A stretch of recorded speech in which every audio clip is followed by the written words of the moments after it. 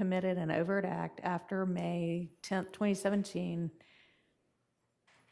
to further a criminal objective of the conspiracy, and you would note on your verdict form that and any other overt acts committed in furtherance of the criminal conspiracy to which all 12 of you unanimously agree. But shouldn't that read that you must be unanimous that unanimous in the overt act that you find? Something to that effect. It needs to be wordsmithed a little more, but the overt act itself has to be unanimous by the jury, It would correct? only show up on the verdict form if they all 12 unanimously agreed to it. But is there a conflict between the jury charge and the verdict form if So the charge doesn't?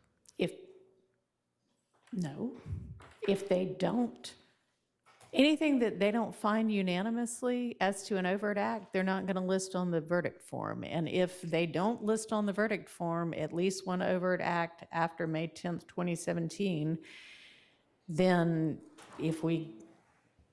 they won't have satisfied or they won't have found what is required in order for the guilty verdict. I'm not concerned about the verdict form, and if I agree with the court. I'm just a little concerned that this language that you point out in this paragraph, the one that begins "and on the overt act element," it seems to state that they have to be unanimous that they committed an overt act, but it doesn't say that they have to be unanimous that the conspirator committed the same overt act. I mean, it actually says more now than it did before. Before it said you must also be unanimous that at least one overt act was committed after May 10th, 2017 to further a criminal objective of the conspiracy. You should note on your verdict form any overt acts in further of the conspiracy to which all 12 of you unanimously agree. Okay, I'm satisfied with that. Okay. Thank you. So, Yeah, I'm only speaking for myself. I don't know Mr. Sharp's position on that. Okay, thank you, Your Honor. okay. All right, so then everybody's satisfied with both the jury instructions as they now read and the verdict forms? Is that correct? Yes, Your Honor. Yes, Your Honor. Yes, Your Honor. Yes. Okay, thank you.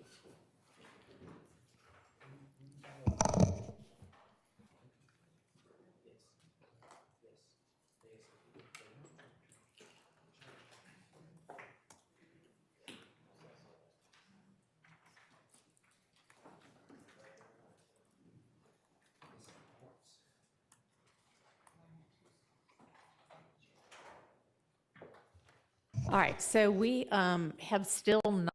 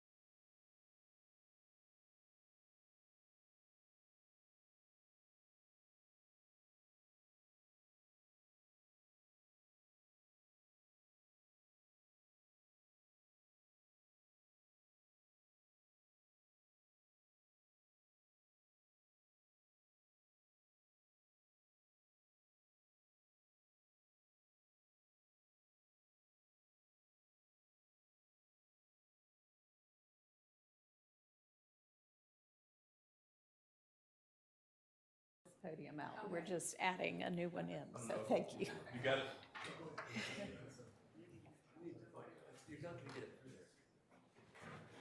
Okay, wait, stop. Don't move those tables. There's nothing wrong with it just being in the middle here in front of the other one. And then when you want to use it, you just turn it the way you want it. Okay. All right, thank you, Judge. Thank you, Gibbs. You're welcome.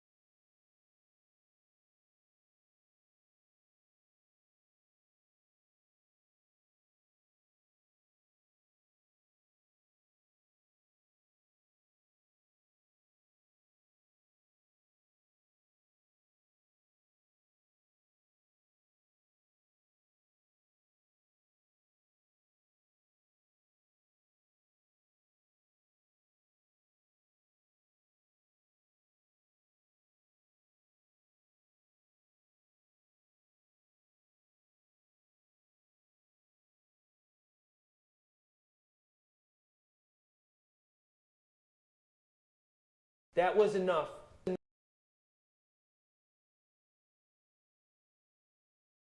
And in Stillwell and others.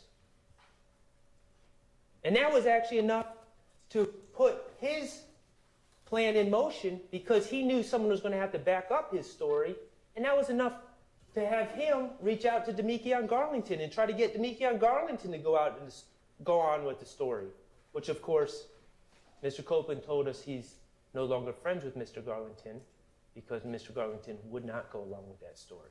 Or he's upset with Mr. Garlington because Mr. Garlington would not go along with that story.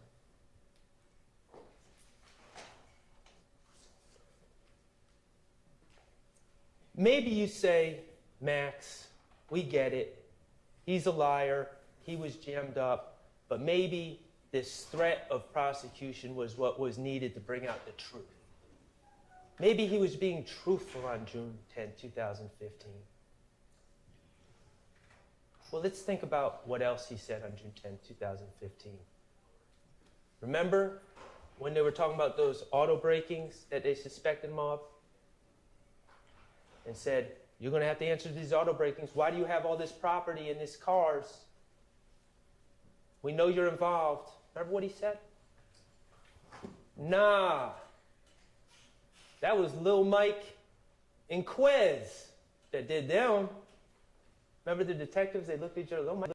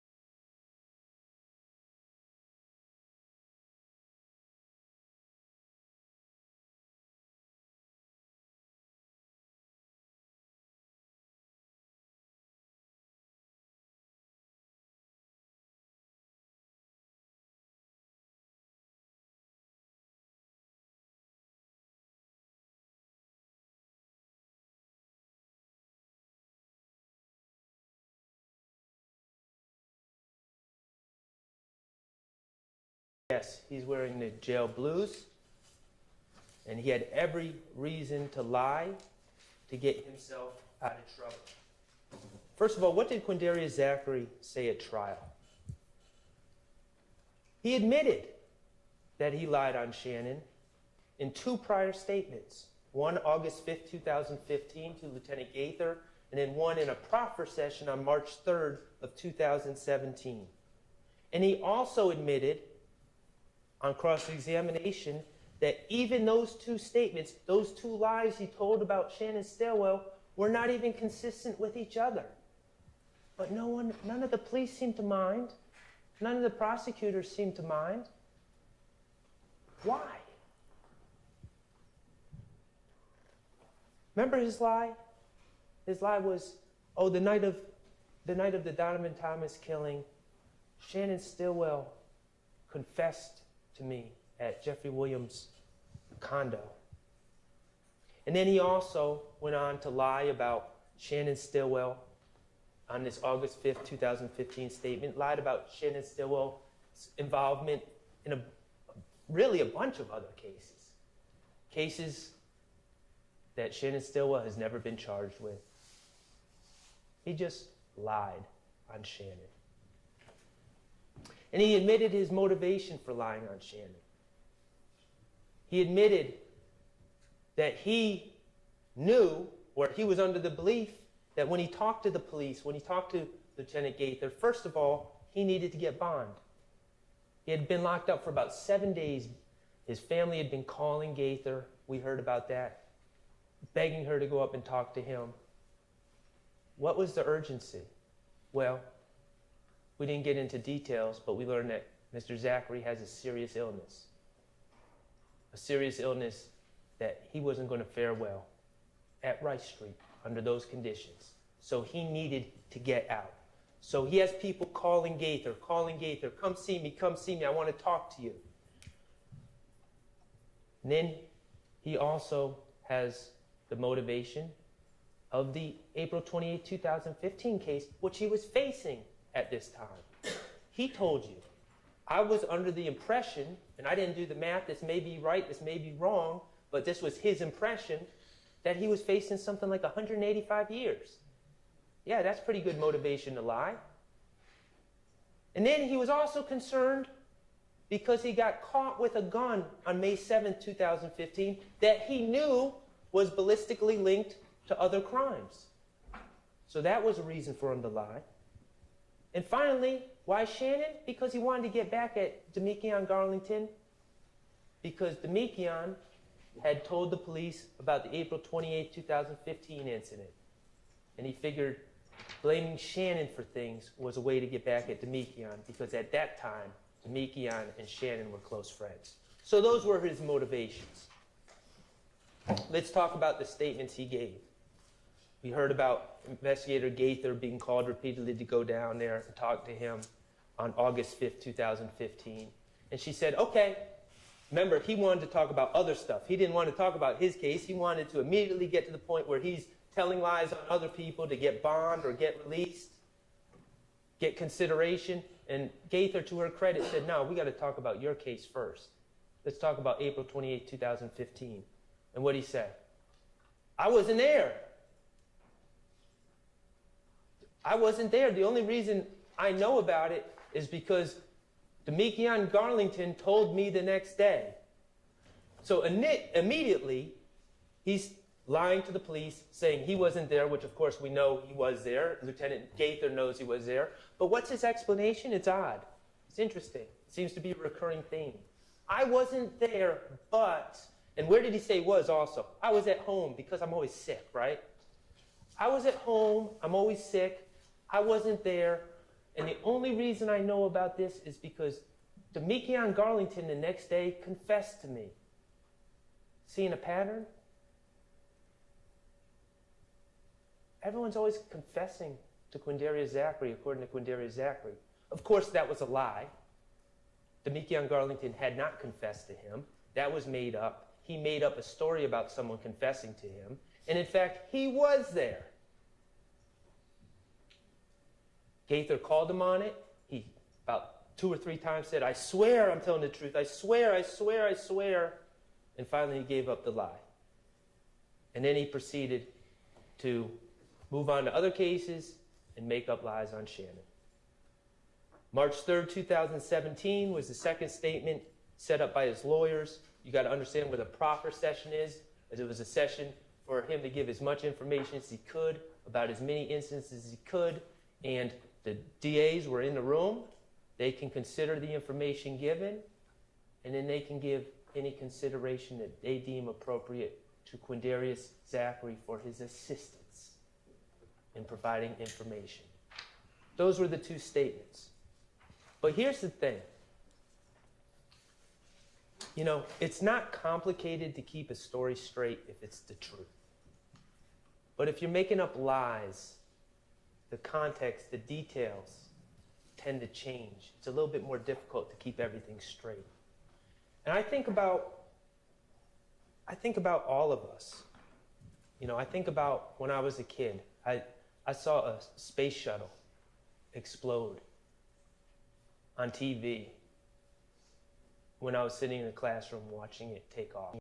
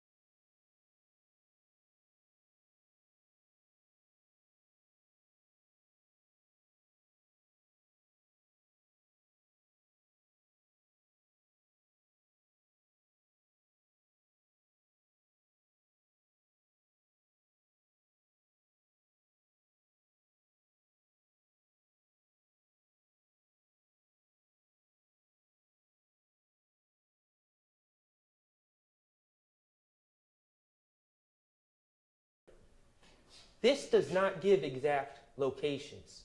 First of all, it's just devices, not people, but it doesn't give exact locations. It doesn't tell you where people were. It gives a general area. It says, it tells you what cell phone may have been closest to the device when it was being used. And these cell phone towers have all different radiuses and all different signal strengths. So you just get a general idea. You got to be very careful about what you read into these cell phone records. That's what he said, the expert. And yes, he talked about different people calling different people that know each other calling different people on January 10, 2015. Shouldn't be that surprising. And yeah,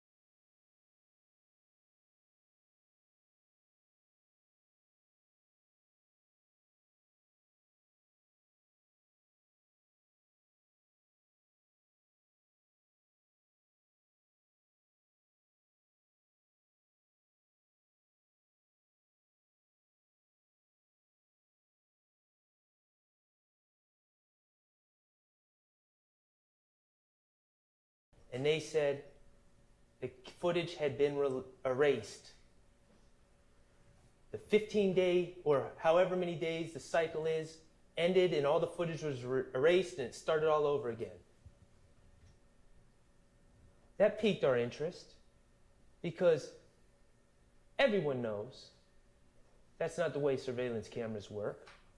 Everyone knows it's first in, first out on a rolling basis, meaning if it's a 15-day cycle, at the end of 15 days, everything isn't just erased, but it starts taping over the beginning parts again, so you always have 15 days memory. Everyone knows that you wouldn't go to the McDonald's 2 days after an incident and find out that the whole system had been erased, because that's not how surveillance systems work. And we asked every officer, it seemed, that came up here. You ever hear of a surveillance system working that way? Where it just all erases at one time, or does it roll first in, first out? Every one of them said they never heard of a surveillance system just erasing all at one time. Every single one of them.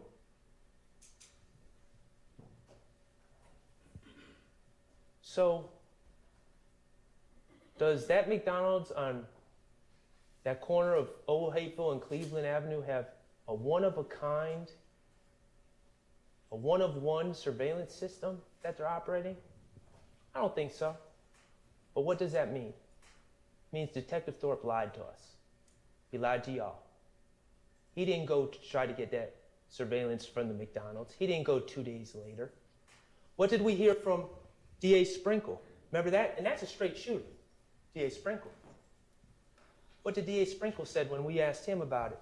Hey, did Detective Thorpe ever mention trying to go get the footage from the McDonald's? Did that ever come up? Because, we've been asking a lot about this McDonald's footage. What did D.A. Sprinkle say? Detective Thorpe never brought that up to me. And that seems like something he would have brought up. Detective Thorpe lied.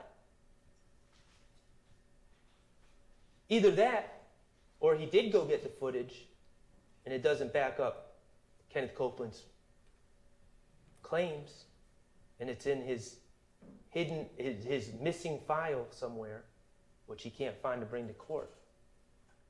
I guess that's a possibility. But he lied.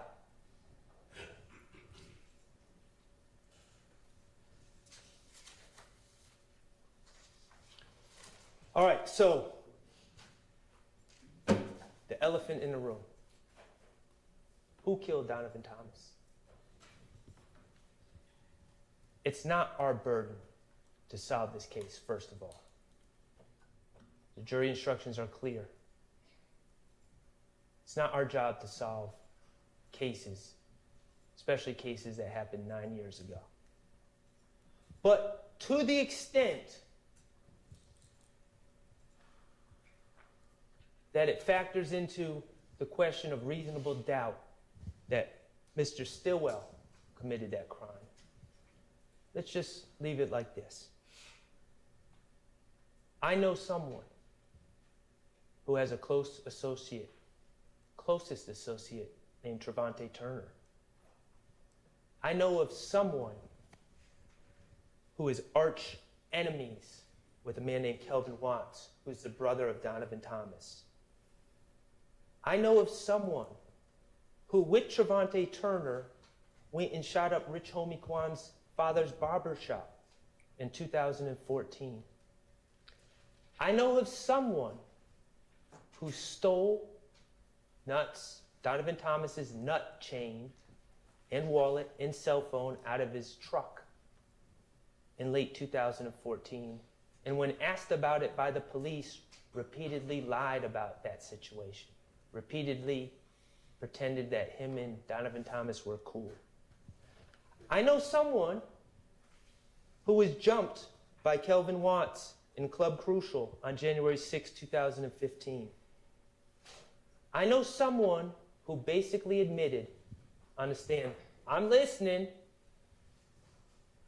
to shooting up the TIG studios at 675 Metropolitan Avenue on January 8, 2015, 2 days before Donovan Thomas's death. A shooting which shot a hole in Rich Homie Kwan's windshield. And if you recall from the officer who responded to the scene, a shooting that very well may have occurred while Donovan Thomas was present. Remember, I asked that officer, were there people there in the studio at the time? Yes, there were. Who were they? I don't know. They wouldn't open the door. They wouldn't come and answer. And I know someone who was put on the proverbial plate by Donovan Thomas on January 8th, 2015. Mr. Kokomo, could you please play DS24F?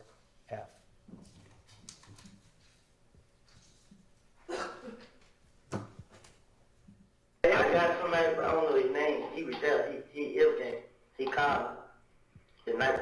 Well, I forgot what day they got killed, but it was a Friday night. They had, no, it was a Thursday night. Mm-hmm. They had a barbecue. Mm-hmm. But the barbecue just about it was blood. Everything blood. Mm-hmm. Then the whole meeting was based upon me. They was all in there talking about this and this, talking about this and this. So the nigga Mo was on the phone. So Mo told everybody, I need every last one of y'all, whoever 90s scraps here, whoever that nickname, supposed to kill me. They gave all of them guns. The same night, gave every last one a gun. Said, treat me to a gas station and kill me. I forgot what else. But he called and he told me everything, and he said, is this person a friend of yours? That's good. The whole meeting was based on me. Gave all of them guns. They were instructed to trick me to the gas station. This wasn't some universal Donovan Thomas after everyone. This wasn't Donovan Thomas after YSL. It certainly wasn't Donovan Thomas after Shannon Stillwell. They were after Kenneth Copeland. I know somebody who had the opportunity. Not only does cell phone records put him right in the area, but we know the car was, we know the shooting, the murder was perpetrated using a certain Infiniti. An Infiniti that was rented for Kenneth Copeland by Jeffrey Williams. Because Kenneth Copeland needed a car. An Infiniti that Kenneth Copeland was in possession of the day before the Donovan Thomas shooting. An Infiniti which was last known to be in the hands of Kenneth Copeland and Quindarius Zachary before, according to Kenneth Copeland, he handed it off to his good friend, closest associate, partner in shooting up Rich Homie Kwan's father's barbershop, Trevante Turner, also known as Threat.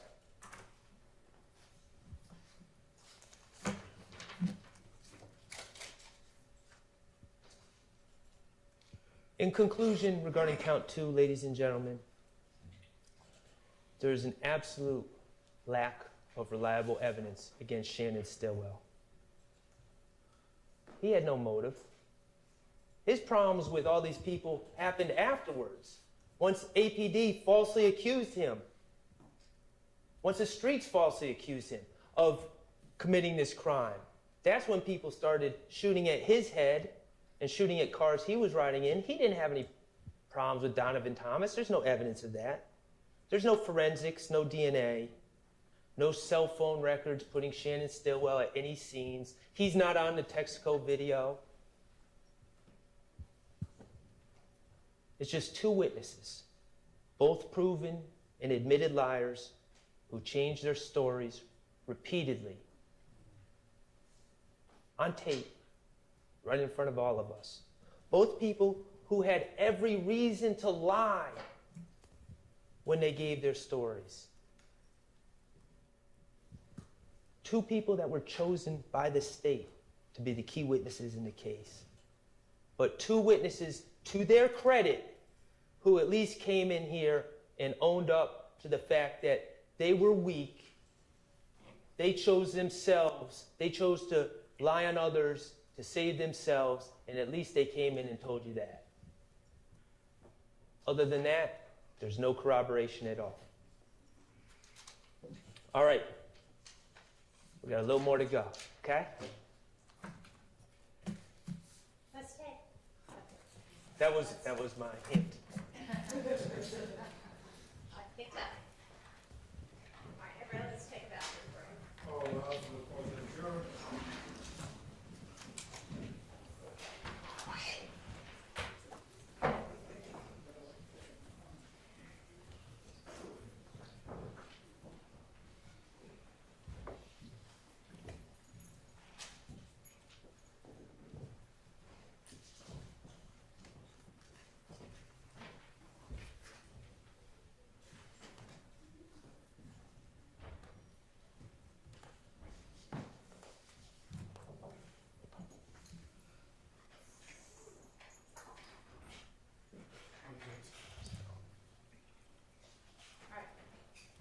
Everybody try to be back as soon as you can, and as soon as we can get all the jurors taken care of, we'll all get back, because this is gonna be a long day.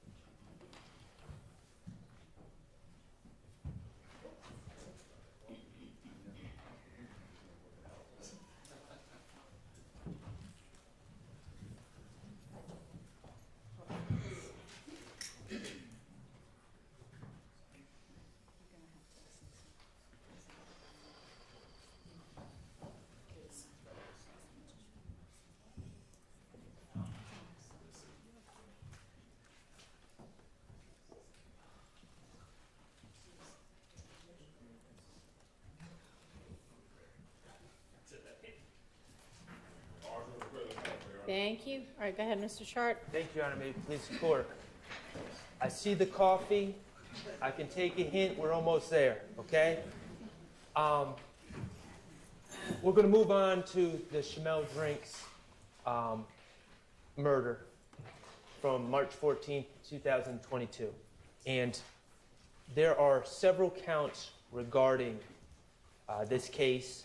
Count 49 charges my client, Mr. Stillwell, with murder. Mr. Kokomo, if you could show 50. 50 charges participation in criminal street gang activity based on the murder.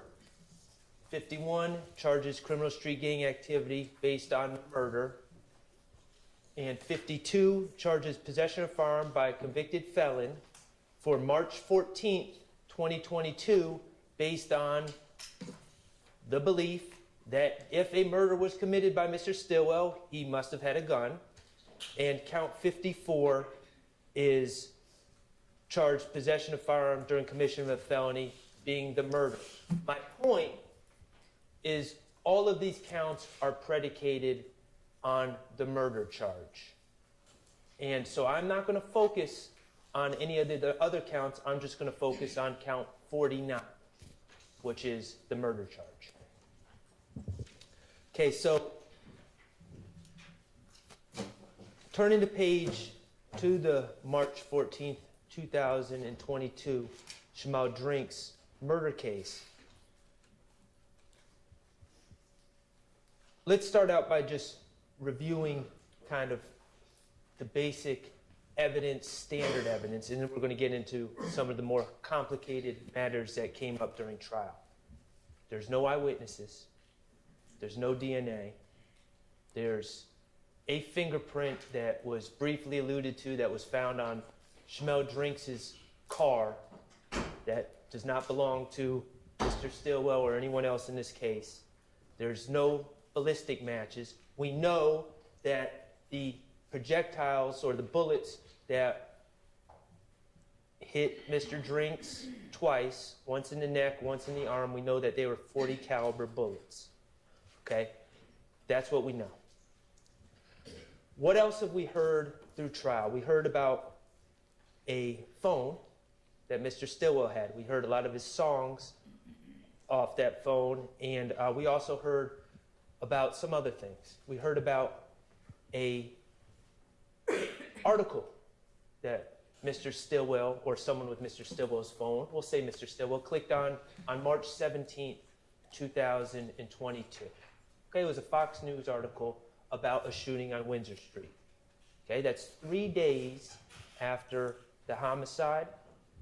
That is after Mr.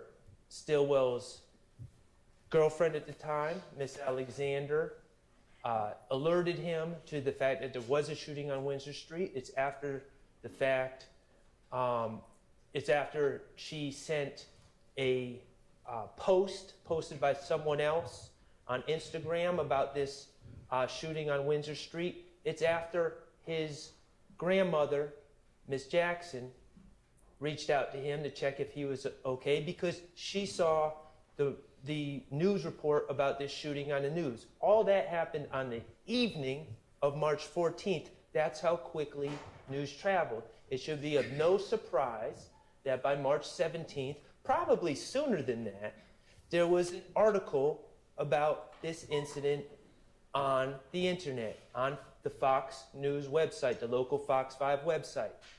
Mr. Stillwell clicked on an article 3 days afterwards. Additionally, we heard about Mr. Stillwell being in we know that he's in the rap, or he's trying to make his way in the rap game. And we know that on the evening of March 14th, going into March 15th, Mr. Stillwell was in the studio. And we know there was a note in his phone that talked about a very standard, very common, not a particularly unique line at all, not unique at all, to be quite honest, from drill music, about ops. That was put in his notes while he was in the studio making drill music. So we have that. Neither of those two things in his phone are particularly noteworthy. They're not strong evidence of anything. But they were brought to your attention by Investigator Viverito, who searched his phone far and wide for any information she could find. And that was what she found. We heard about social media posts. And we heard that those social media posts were collected by Investigator Viverito. And we went back and forth with Investigator Viverito, we being me, about her work collecting those posts. There's no reports on who she was following, what she was looking for, who she was checking out on Instagram, who she wasn't checking out on Instagram. We also know from the post by Mr. Nichols that was presented to you initially in a far different form than it was actually on the internet, that Investigator Viverito was not only collecting posts, but she was manipulating posts to present to you in the way that she deemed fit, because she is biased. We learned that there were several people that made posts about the goings-ons in March of 2022.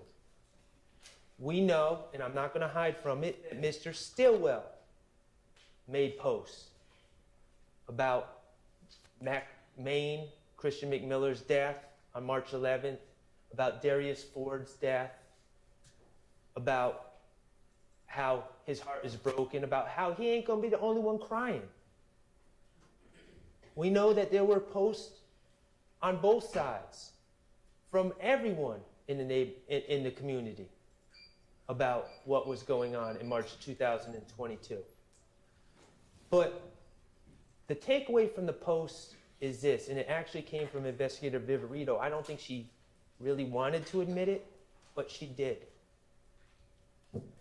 We talked to her about the March 11th killing of Christian McMiller and Darius Ford, and about that investigation. Now we're talking about 2 years and 8 months ago now. How it remains unsolved, how no one's been charged. Okay? And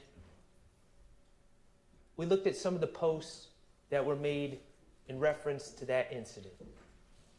We learned about a Big Nick who posted just after that incident, slime and chalk. And we know what that, it's pretty self-explanatory.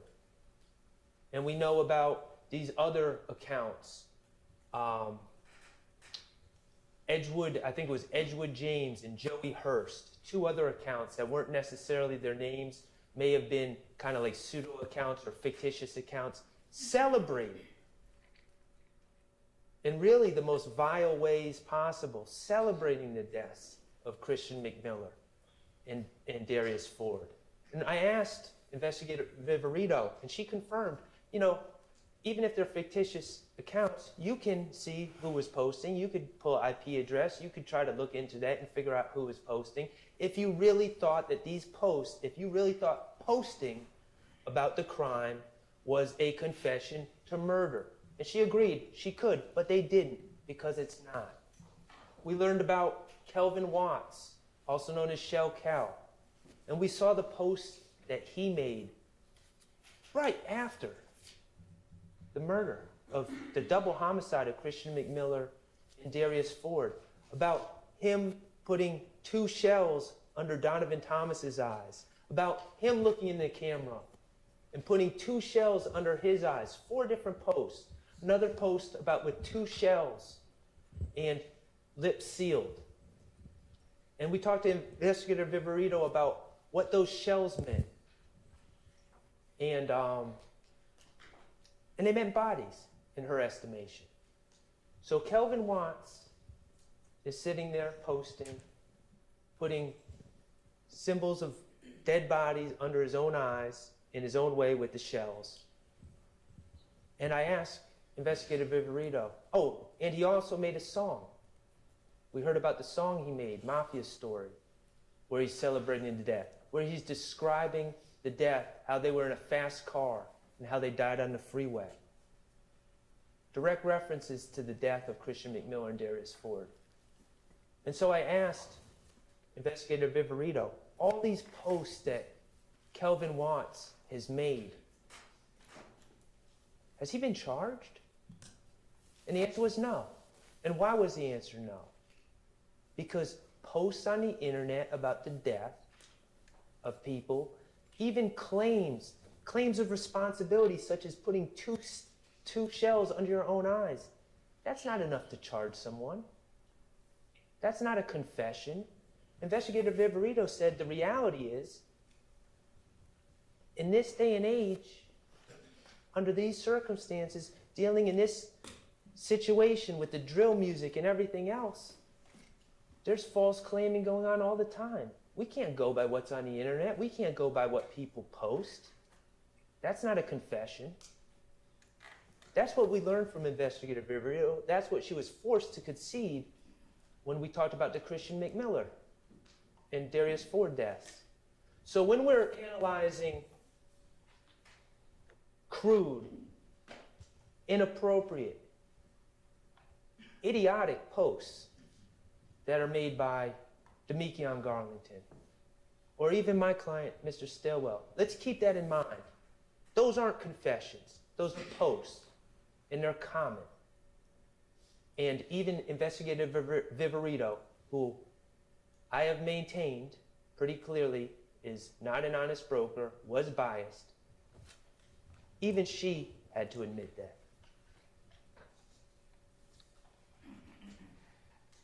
Ballistics is interesting because we know about the FN that Mr. Stillwell is allegedly being linked with. 5-7 FN. And that was always a hole in the state's case, right? Mr. Drinks was shot with a .40 caliber bullets. Mr. Stillwell has never been linked to any weapon that shoots .40 caliber bullets, at least not in 2022. So Investigator Viverito shows up in court, looking to put her stamp on the case, looking to sway the jurors. And she looks at a video and she says, yeah, on that table, I think that's a Glock 27 based on the bottom of the grip. I'm not an expert. I'm not saying it is, but I'm just going to kind of hypothesize in front of the jury that it's a Glock 27 and they shoot .40 caliber bullets. Okay, you're not an expert, but you're throwing that in front of the jury. Never said it before until you're on the stand. And what's your experience with Glock 27s? Well, one time I went to the gun store and I was trying to decide what kind of gun to buy, and I held a Glock 27. That's it. Think about Investigator Viverito and her bias and her trying to sway you and identify or claim to identify a firearm and a make and model from that picture and what her basis is, what her real basis is. Any evidence that Mr. Stillwell ever possessed that gun? And what did she say? She just can't answer no, because of course there's no evidence that Mr. Stillwell has ever possessed that gun. She says, well, do you have any evidence? Or I don't have any evidence that he didn't. Well, geez, that's an interesting shifting of the burden of proof from the state's witness. She's biased. She came in there to try to solve a key problem of the state's case, which is that Mr. Stillwell is not linked to any weapon that could possibly shoot the fatal bullets in the Shamelle Drinks case. And she tried to solve that problem for the state with her little trick and her little identification based on one time handling a gun in some pawn shop or some gun store somewhere. Don't fall for it. It just shows her bias. So we heard the wiretaps. State brought on the wiretaps. And yes, the wiretaps do show Mr. Stillwell. We heard a call, Mr. Stillwell laughing about sneaking out when the police showed up and talking about taking a stick and his FN from the house after the police showed up. We own that. We acknowledge that. Neither of those guns could shoot the bullets that killed Mr. Drinks. But there was another wiretap that was played that I'd like us to just hear again. And Mr. Kokomo, you know where I'm going? Okay. It was from a call on April 1st, 12:29 a.m. And the state made such a big deal of this. Of course, the wiretap, hold on one second, Shake. Just don't play it yet. Thank you. The state made a big deal of this because it's a wiretap. Demekion Garlington's on one end on his cell phone. And the state made such a big deal about Mr. Stillwell, what he was doing on this call on April 1st. Of course, we know he was in jail. He'd been arrested on March 17th. So he's in jail, and he's talking to Demekion Garlington. And they make a big deal. He's on a contraband phone. He's on a contraband phone. Now, I'm not saying that's right, but let's think about that scenario for a second. We've been sitting here for a year listening to the same. This call is subject to being recorded, right? Every time someone comes from the jail, because it is recorded. Mr. Stillwell's on a cell phone. He doesn't know Mr. Garlington's phone is tapped. Mr. Garlington doesn't know his phone is tapped. As far as they're concerned, they're having a private conversation. They have cut out the recording and are having a private conversation about March 14th, 2022. And what do they say? First, Mr. Kokomo, could you play 239 to 310? Yeah, that's what I'm saying. Like, that's what I'm telling folks. I'm like, shit, what the hell they locked up for? Like, they just saying about the camera. I'm like, bro, they good. I'm just like, they gonna assume some shit like that anyway. They gonna assume that, like, y'all ain't did, man, kill me, so. That's what I keep telling goddamn Lil. I keep telling him, like, just chill. Like, I know, Yeah, cause they this saying he ain't panicked. nothing. Yeah, I'm like, this ain't nothing, bro. Like, they just doing that cut. They seen as a goddamn gas station. Like, just chill. You see what I'm saying? Yeah. In this private conversation that they're having, they're not saying, oh, how can we cover this up? Oh, I think they're onto us. Oh no, I think they got us. They're saying, we didn't do anything.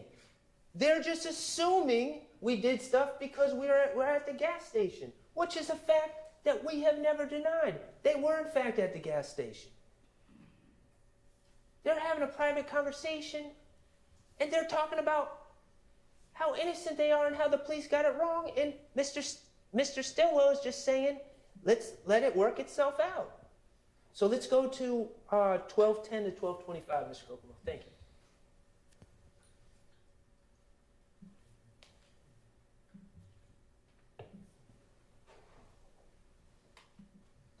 Yeah, I already know. Like, when they got down, go to wiping down, doing them got down, them, you know, how they gunpowder, forensics, all this shit there. Yeah. You gonna come back clean. You see what I'm saying? So I ain't tripping on that. Uh-huh. Yeah. Okay, let's consider that comment. First of all, no one said the car has been cleaned. It's going to come back clean, is what was said. And now, listen to what Mr. Stillwell says. Once they GD going to wipe it down, doing GD, you know, the gunpowder forensic, all that S, H-I-T, the gunpowder forensic, does Mr. Stillwell sound like an expert in gunshot residue there? Does he really sound like someone that's going to say, oh, I have so much inside knowledge on this forensic work that the police do on the inside of cars that we must clean the headliner of all things No. Sounds like someone who knows that they were in a car on March 14th, 2022, knows that they were at the BP, knows that they left and they drove down Windsor Street, and knows, despite the fact that he's been arrested falsely for killing another gentleman, he knows in his heart that no gun was fired by him inside that car or outside that car. That's how he knows it's going to come back clean.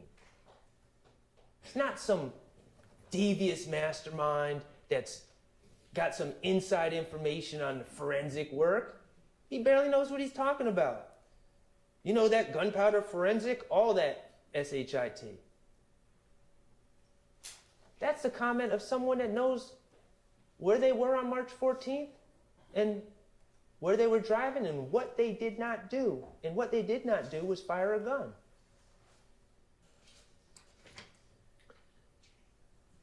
Let's talk about the rental car.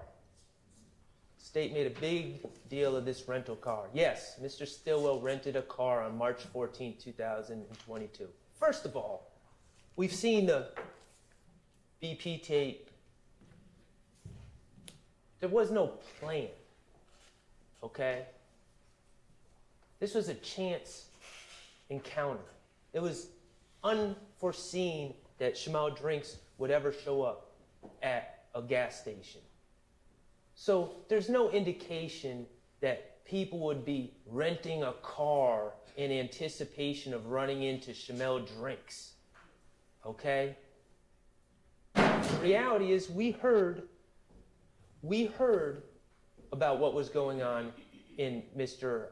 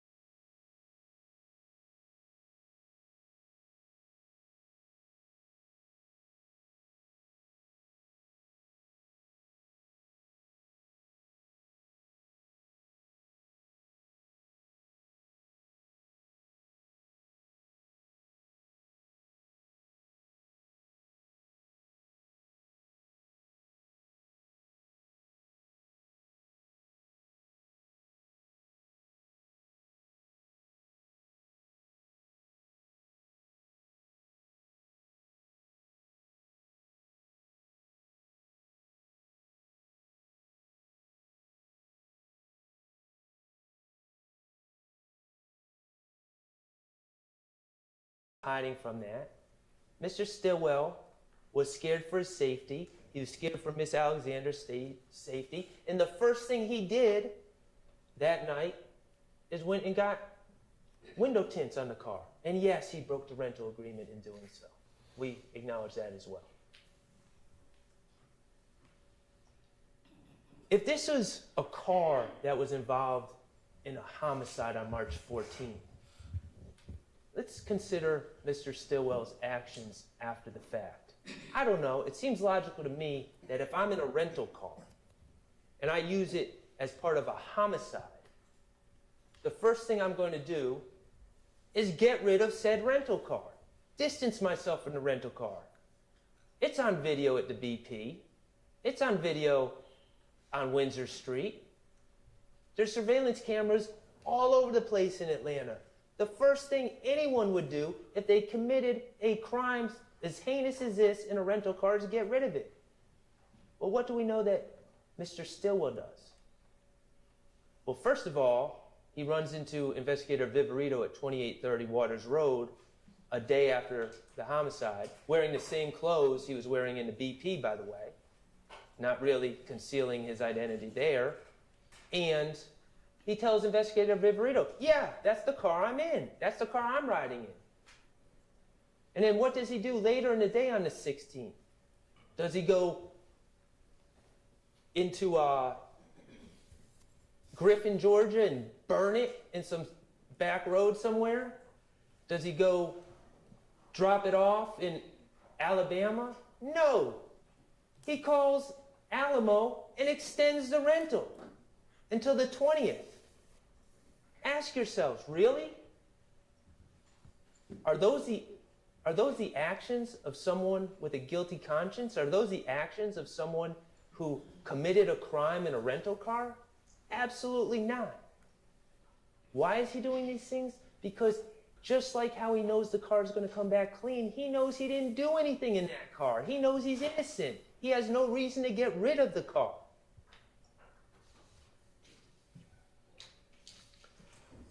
Okay, let's talk about Dr. Melissa Sims Stanley.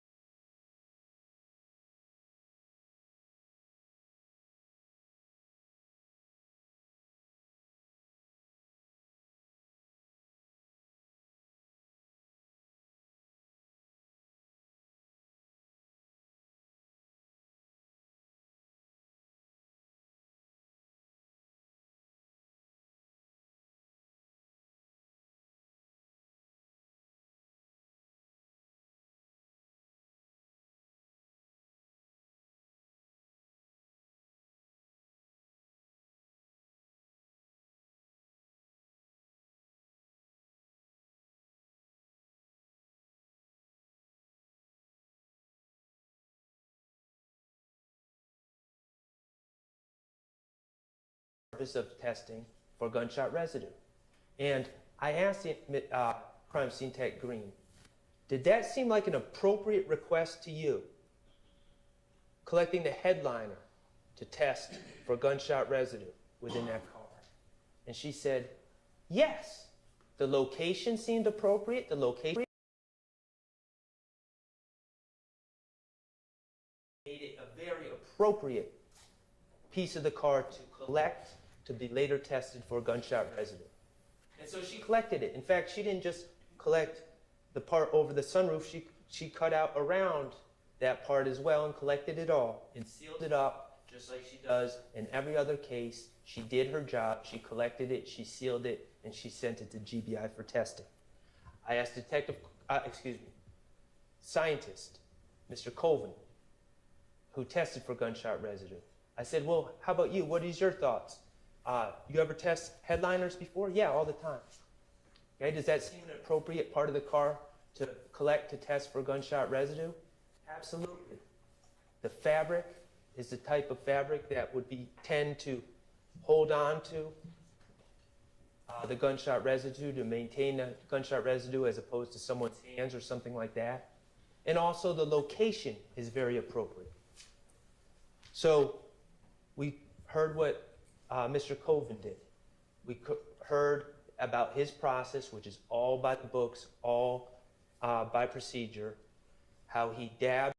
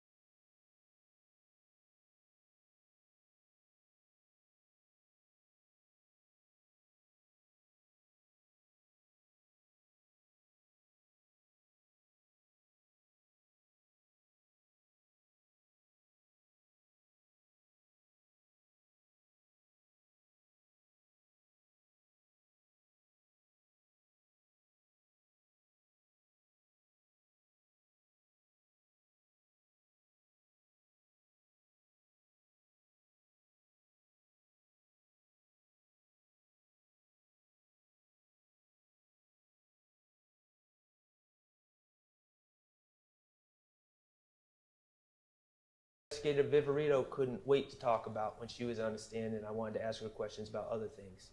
The video that Detective Hogan had not watched at the time that he took out warrants for my client.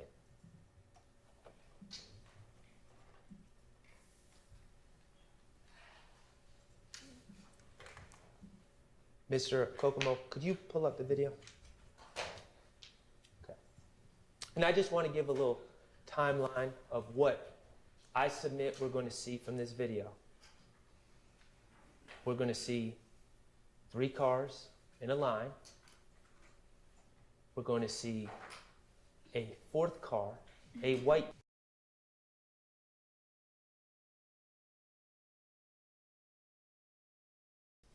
We're going to see Mr. Stillwell pull off.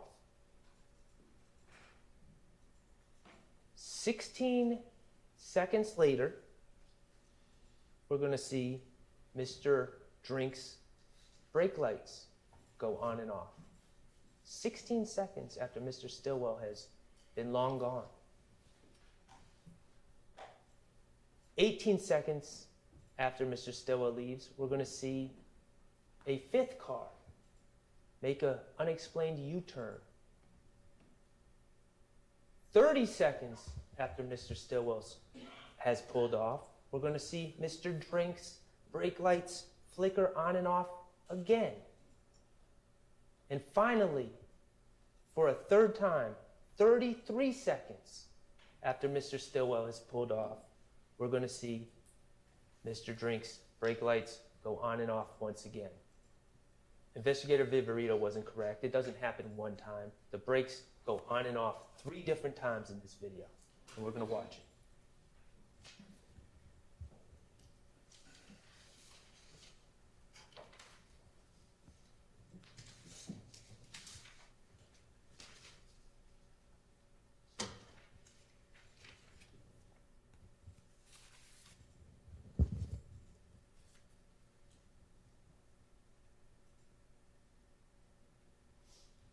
Pause.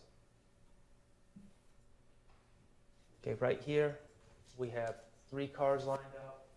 Mr. Drinks, red Versa on the left, Mr. Stillwell in the white Audi in the middle, and Mr. Nichols and Mr. Boyer, according to the state, and Mr. Farley in the right. I invite you, when you're deliberating, I invite you right now, when you're deliberating later on, if you need to review this video, you can look as many times as you want. I want you to look to see if you see a muzzle flash. At any time when Mr. Stillwell's car is next to Mr. Drinks.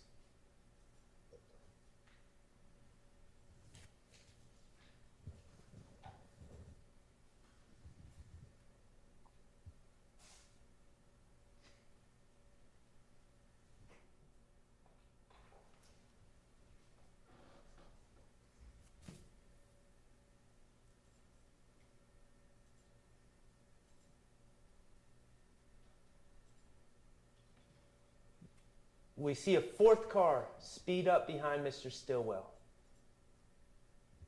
Pause. And Mr. Stillwell leaves. What's going through Mr. Stillwell's mind right now? Is it that common theme of drill music that he knows about? Red Light? Is it Future's song Red Light?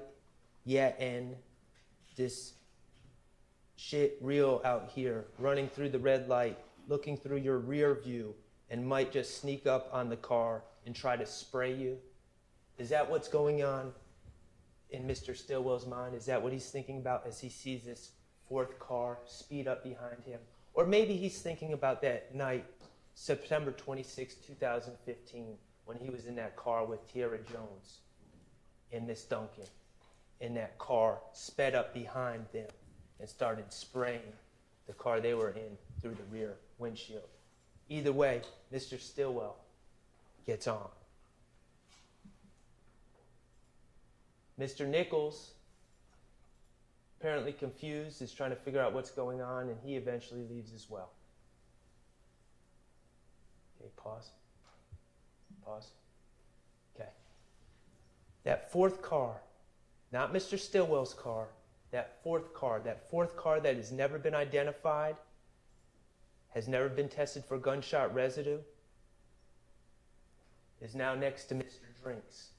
And there's a 5th car driving up the street, driving up Windsor Street. And let's see what happens. Stop. Okay, back it up, Mr. Kokomo, a couple of seconds.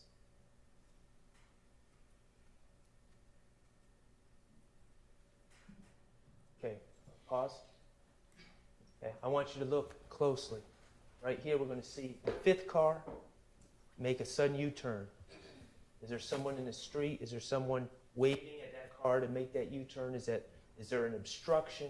Is there anything going on that would explain why that car makes that U-turn at that exact time? No, there's not. There's one explanation. Hold on, Mr. Kokomo. There's one explanation and one explanation only. That car hears a gunshot. And while that car makes a U-turn, I want you to look at Mr. Drinks' brake lights.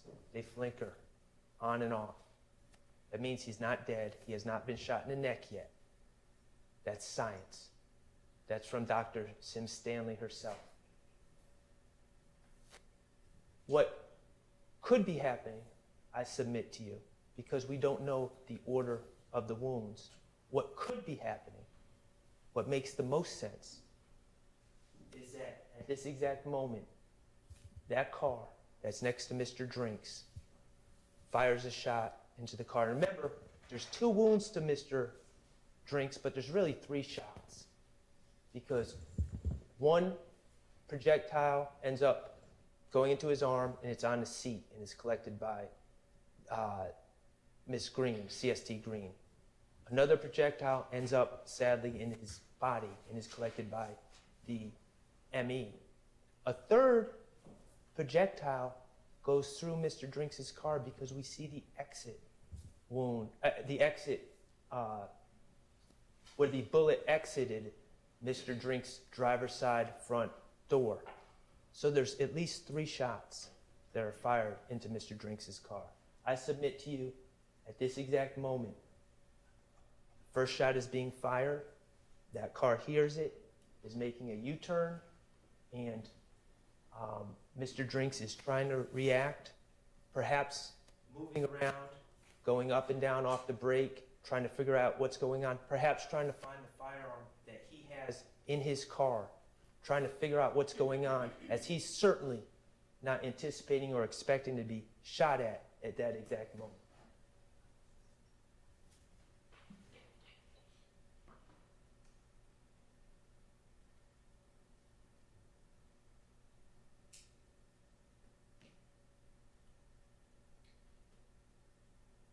That car, that white car, remains next to Mr. Drinks. Up. Back it up, Mr. Kokomo. And before he leaves,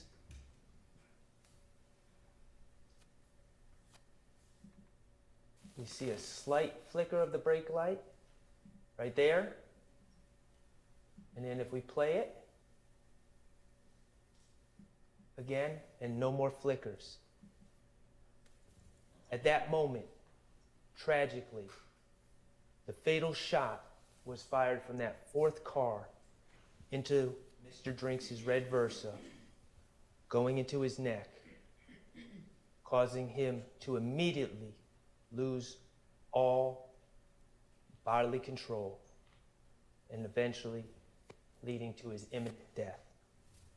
And that white car, that 4th car, leaves the scene.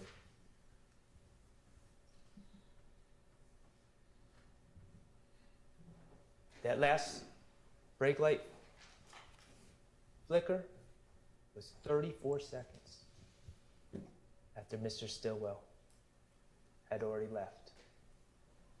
It is scientifically impossible that Mr. Stillwell killed Mr. Drinks. Couple that with the gunshot residue test that proves that a gun was not fired from the car. Couple that with Mr. Stillwell's behavior, him not distancing himself from the car, but extending his rental. Couple that with the call that we heard on the wiretap of him and Mr. Garlington speaking candidly, talking about how the police are just making an assumption that they know they did nothing to Mr. Drinks. This case is clear. Mr. Stillwell, as convenient as it is, inconvenient as it is for the state to admit it, he didn't kill Mr. Drinks.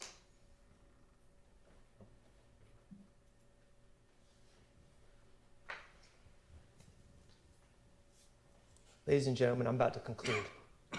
For nearly a decade, the prosecution, the police, the gang investigators, they have focused on this group of people, Jeffrey Williams, Shannon Stillwell, and many others.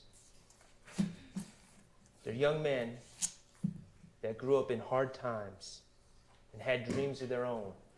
They saw something different in Mr. Williams, a confidence, an ability to turn negative to positive, like so many hip-hop artists before him.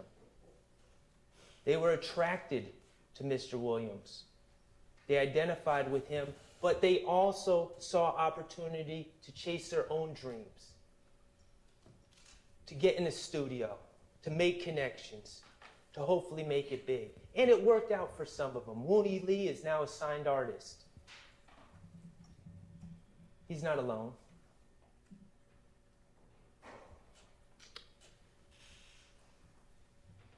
But for nearly a decade, these gentlemen have been followed on social media.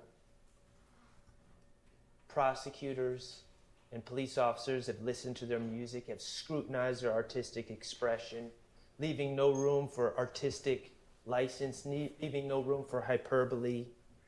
They've searched residences, they've taken jewelry, they've seized cars, they've subpoenaed phone records, they've taken people's cell phones, they've extracted the contents of those cell phones, they've tapped phones, and most egregiously, they have systematically sought out people. People that are so weak, so scared of jail, so scared of the consequences of their own action, that they are willing to lie on others to save their own skin. And they have systematically sought out those people. And systematically sought out those people at the very time when those people were in crisis. And they've made threats to those people about how they're going to be locked up for decades, not get out till they're 48 years old. And they've made implicit promises to those people. Help me help you. You're a small fish. We're interested in the big fish. I'll be on the phone with the DA as soon as we are done. This ain't 68 plus 1. I'm not going to do you and you owe me one. It don't work like that. You have to give information. You're an armed career criminal. You're going away for 25 years, no parole. It's all up to you. They're going to ask, what did he do to help himself out? That's the game, the sick game that has been played, that's built this case from its inception. It needs to stop. For over a year, the prosecutors and gang investigators in this case have had their hammer out, trying to bang that square peg, their evidence, into that round hole, which is their narrative. And it still doesn't fit. It never will fit. That album cover that they tried to bang on and make it be a gang declaration of war, it never was, it never will be. That video of Antonio Sledge that they claim is an overt act, that they wouldn't, where Antonio Sledge is threatening another man because they're both having sex with the same lady, and he's upset and he's in his emotions. Remember that? And how they wouldn't let Antonio Sledge enter a guilty plea. They wouldn't let him go home to his sick mother, go home to his kids, until he signed the plea deal that said that somehow that this is gang related. Just banging, trying to make it fit. Of course it wasn't gang related. They were both having relations with the same girl. It was over a girl. It had nothing to do with gangs. But they tried to make it fit. 24M on an end's head. They say it's putting money on someone's head and ordering an assassination, and they bang and try to make it fit. Of course, it had nothing to do with that. We all know what that was about. And that gang investigators do it too. No rules, no initiation, no jumping in, nothing that is synonymous with gangs as we know it, letting whomever wants to be part of the group in on their own terms, out on their own terms, worldwide, people identifying with YSL, and they bang and try to make it something it's not, and label it a hybrid gang. Think about the FedEx video. How many different versions did we hear? How many different hypotheticals from the state? Oh, no muzzle flash, must have been shot inside the car. Oh, well, no GSR, must be shot from outside the car. Oh, well, the windows were just tinted, can't roll down the window, must have opened the door. Oh, no GSR, must have been cleaned. Oh, no evidence of it being cleaned, must have been vacuumed. Oh, or maybe scientist Colvin with the GBI, maybe he tested it incorrectly. Maybe he only dabbed on certain parts that didn't have GSR, as if GSR all accumulates in one little spot, as if it's not a plume, as if it's not all over an object where it's shot. These are all their theories that they try to use. Oh, the GSR must have fallen off in the bag, the sealed bag, this bag that was sealed and protected from the elements, just like every other piece of evidence they use in prosecutions of other cases. Just throwing stuff out there. Just continuing to try to bang, bang, bang, bang, bang. Just make it fit. Make it look good. It's never going to fit because it's not the truth. They don't have an explanation of why that car did a U-turn. There's only one logical explanation. They don't have an explanation for that negative GSR test. They don't have an explanation of why their own witness, a doctor, the ME, said that upon that shot, all bodily control would be lost, and we see the brake light go on and off 3 times after Shannon Stillwell's gone. They don't have explanations, but they just want to bang, bang, bang and try so hard to make it fit. I've had enough of the hammering. I've had enough of the square peg. I've had enough of their narrative and their theory. It's been a year. It's time to put the hammer down. Let's follow the evidence and not the state's narrative. If we follow the real evidence in this case, not what they're trying to sell you, you will come to the conclusion that the state has not proven count 1, conspiracy to violate the RICO Act beyond a reasonable doubt, and you will return the only just verdict in that case and find Mr. Stillwell not guilty. If we follow the evidence and not the narrative about count 2, Donovan Thomas, you will find that the testimony, the uncorroborated testimony of admitted liar Kenneth Copeland and admitted liar Quindarius Zachary is woefully insufficient.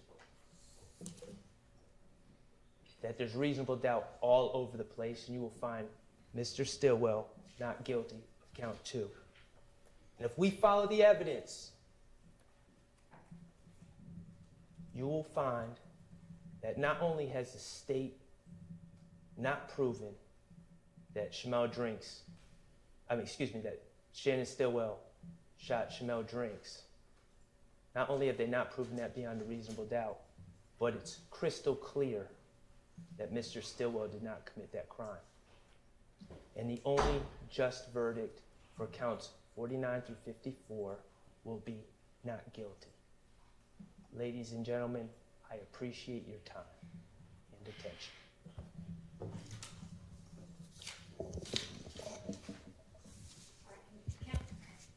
Council, approach real fast for me.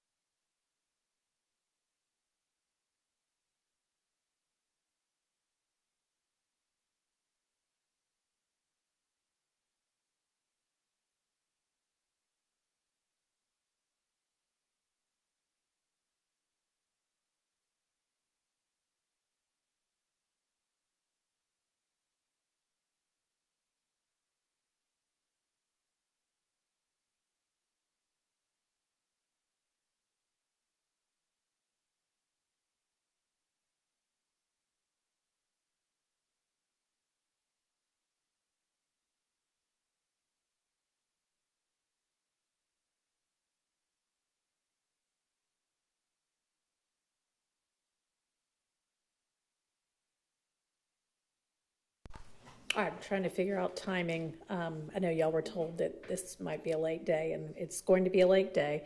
We're going to hear from Mr. Weinstein. We'll have a quick break, and then we'll hear the state's close, and then we'll be done for the day. We'll come back tomorrow and get the instructions. All right, go ahead, Mr. Weinstein.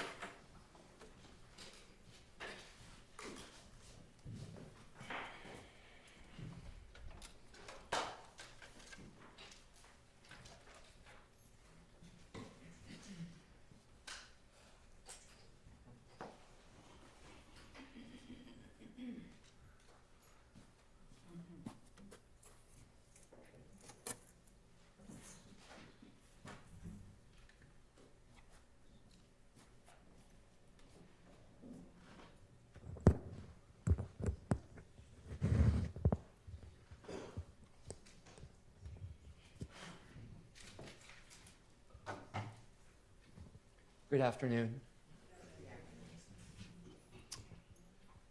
I'm Doug Weinstein, as you all know, and I have the pleasure of representing Damonte Kendrick, along with my co-counsel, Katie Hingerty, who's sitting back there right now. Mr. J. Apt also represents Mr. Kendrick, but he can't be here right now. And good afternoon, Your Honor, and good afternoon, counsel. I am thrilled to finally be able to speak directly to you all. We've seen each other in the hallways, we've seen each other in the break room and here in court, but I haven't been able to address you directly. The first thing I have to say is thank you. Thank you for your time over the last year. Thank you for your attention. It is sincerely appreciated. And I am going to do something that you have not seen much of. I am going to try to move at a brisk and deliberate pace and not take up any more of your time than I need to, because I think we have already taxed that enough at this point. I know that your time is valuable. I know you want to be able to spend the holidays with your family. I would also like Mr. Kendrick to be able to spend the holidays with his family without the weight of this trial hanging over him. So let's get a move on. You have heard a bit about Damonte Kendrick over the course of this trial. So I want to just talk about him for a few minutes. As you heard, Damonte, first of all, he originates from Miami. He came from Miami, he moved here. But he was a football star at Grady. And he had a scholarship to UGA to play football. That's a path out that a lot of people take. That is a path up. For a lot of folks in Damonte's situation, the path out is football, either as a career or as a scholarship opportunity to get a college education, to make a better life for yourself. And then another alternative is often music. And while he had that chance to go to UGA, it got derailed. And it got derailed through something that was at no point Mr. Kendrick's responsibility, but it got derailed. So he had to look for something else. And what did he look for? He looked for music. He turned to music because he didn't want to live in that life anymore. He wanted to move beyond it. But yeah, he made some mistakes back then. He made some mistakes back in 2015. And he has paid his price for that. He has paid his dues that he owed society for that. And since that time, he has done nothing but turn to his art, turn to his music, writing lyric after lyric after lyric, laying down tracks. But instead of allowing him to move on with his life, he has become sucked up in this in this targeting of Jeffrey Williams and has become collateral damage. And these attacks and use of his lyrics against him, the use of the lyrics against Jeffrey Williams, is frankly shameful. It's an attack on the First Amendment. And there's been so many rights, so many notions that I think we hold dear as a nation that the state has simply swept away. So why has the state taken a year of your life away from the work that you enjoy, the family that you love, your travel, your vacations, your children, grandchildren, parents? Why have they done that? What has been the point? The state told you in their opening that there was a point. And the point was that Jeffrey Williams was the head of a wolf pack. That is what they told you. But I don't think anyone sitting in here has seen that. You'll make that decision, not me.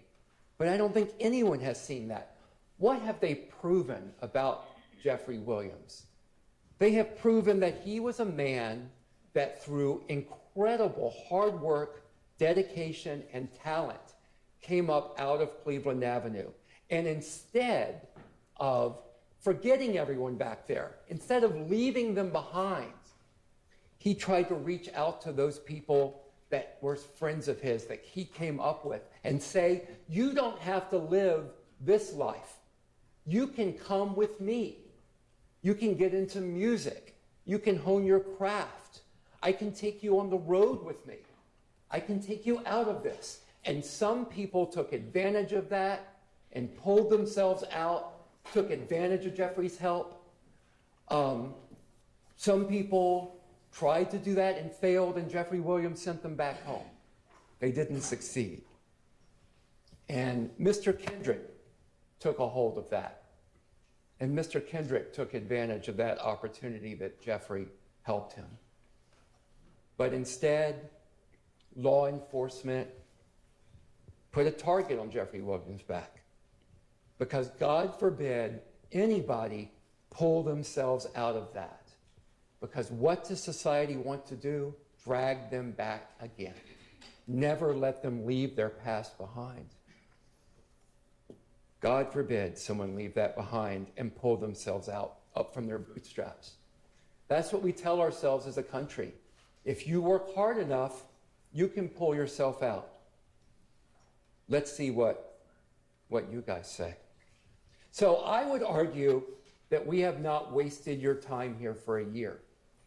I'm going to argue that the state hasn't wasted your time, that this court hasn't wasted your time, and that we can salvage something out of this year that we have taken from you. And that is to send a message.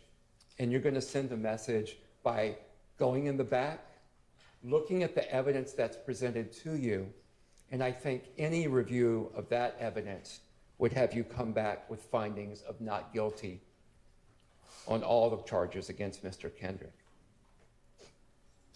Damonte Kendrick is one of Jeffrey Williams' best friends. And as I said, he's a casualty of law enforcement's war on Jeffrey Williams. Mr. Kendrick is charged with racketeering, murder, and several other charges, about 4, all relating to drugs and guns that were found at Jeffrey Williams' house when Mr. Kendrick was over there visiting. What evidence, what testimony, what witnesses, what physical evidence has the state shown you that Mr. Kendrick committed these crimes? I would say almost nothing that you've seen in this courtroom. Sure, they've played some videotapes, but what have you seen from this witness stand? Nothing. When this case began, we stood up here in opening and we told you the state would not be able to present evidence against Mr. Kendrick. We told you they're not going to be able to show you guns tied to him, that there would not be ballistics tied to Mr. Kendrick. There wouldn't be fingerprints tied to Mr. Kendrick. There would not be witnesses putting Mr. Kendrick at the scenes of these crimes. There wouldn't be any video of Mr. Kendrick involved in the tragic murder of Donovan Thomas. We told you that this case was a Krispy Kreme donut hole. I think the phrase I might prefer is a nothing burger. But that's what we told you. That's what we promised you. And that is a bold promise for a defense attorney to make. And it's one you'll rarely hear, but we made you that promise. And we also told you what would happen, that the state was going to parade hundreds of witnesses through here to throw everything they could against the wall to see what would stick. And frankly, I would submit that nothing has stuck, that we have kept our promises to you. What did the state promise you? Again, a wolf pack with a ruthless wolf pack leader. It's late in the day. With a ruthless wolf pack leader that is here. And instead, you saw that man that wouldn't leave his friends behind. As the state has told you, as Mr. Sharp told you, the state has to prove these charges beyond a reasonable doubt. And they have to prove every element of these charges beyond a reasonable doubt. So let's just talk about reasonable doubt for a moment.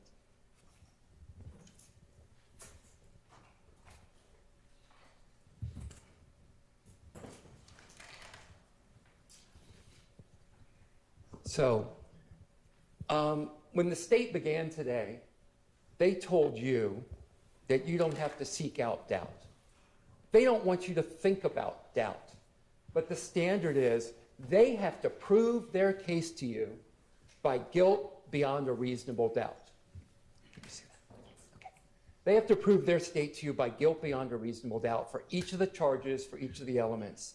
It can't be down here as highly unlikely. It is a very high standard. Possibly guilty, probably guilty doesn't do it. It has to be guilt beyond a reasonable doubt. The court is going to charge you. They're going to tell you, for example, that grave suspicion is not sufficient. And let me read you the charge you're going to hear.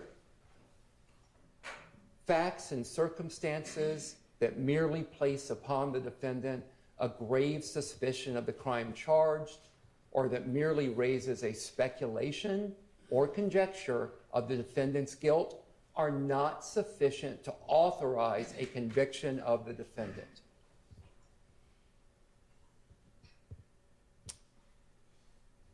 Mr. Sharp already explained so much about the evidence presented regarding the tragic killing of Donovan Thomas. And I need to start by saying I have deep, deep sympathy for the Thomas family. I cannot imagine what it must be like to lose a loved one to gun violence or any type of violence like that. I myself have 5 children, and just the thought of losing a child tears me up. So I don't know what they must be going through. But I think the evidence that has been shown to you does not demonstrate in any way that Mr. Kendrick is guilty beyond a reasonable doubt of the killing of Donovan Thomas.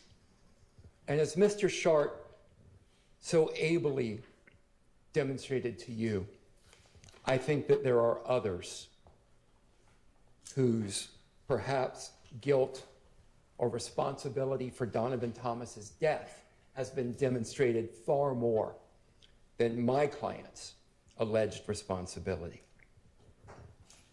Briefly, to not belabor the point that Mr. Sharp brought up, let's talk about Kenneth Copeland Little Woody.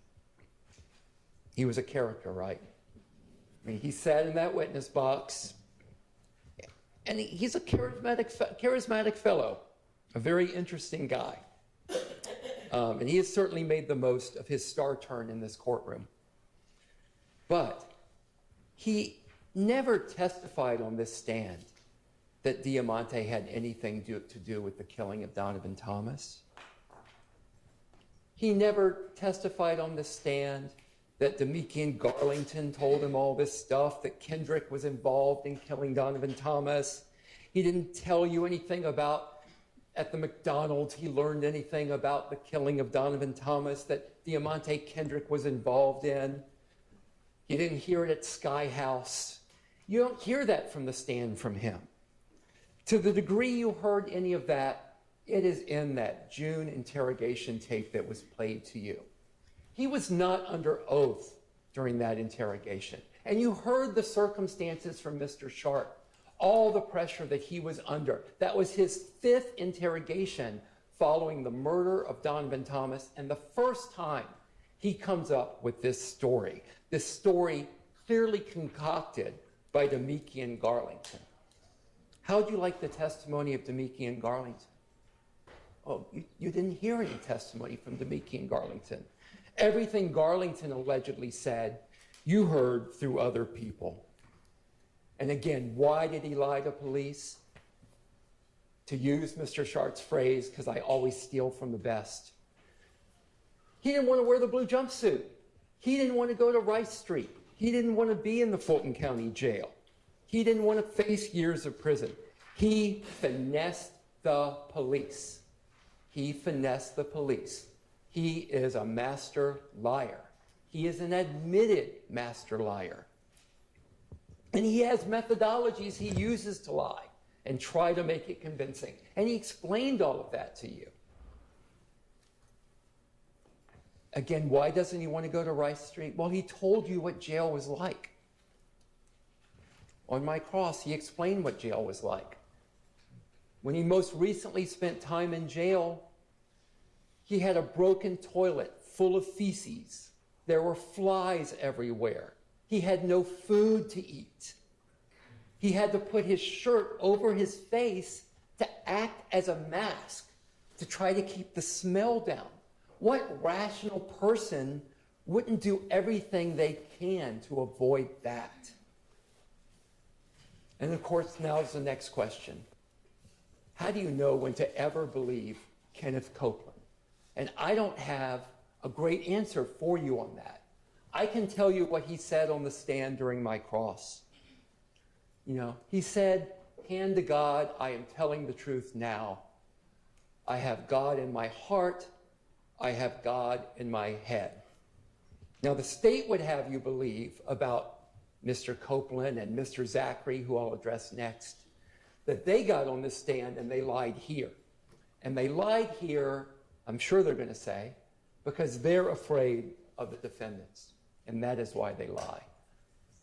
But I'm going to argue to you that actually they got on the stand here and they told the truth, and they did it really almost in an act of bravery, because when they get on the stand, the people they're afraid of is the state. They're afraid of the state. The state is the one that has the power to prosecute them. The state is the one that has the power to put them in prison. The state is the one that has the power to put Mr. Copeland in that jail cell with the non-working toilets and the feces and everything else that he is trying to avoid. But despite being afraid of the state, Mr. Copeland gets up here and tells you the truth. Quindarius Zachary, again, he lies to police. He lies to police repeatedly. And when I confronted him with those lies, why did you lie? You know, he said, Yak never told me nothing. Yak never showed me nothing but love. Never showed me nothing but love. But he lied on him anyway. And why did he lie? Because Garlington came to him with a play. And what's the play? The play is to blame other people for the death of Donovan Thomas. Who did Mr. Zachary see in that infinity? He never saw nobody in that infinity but Woody.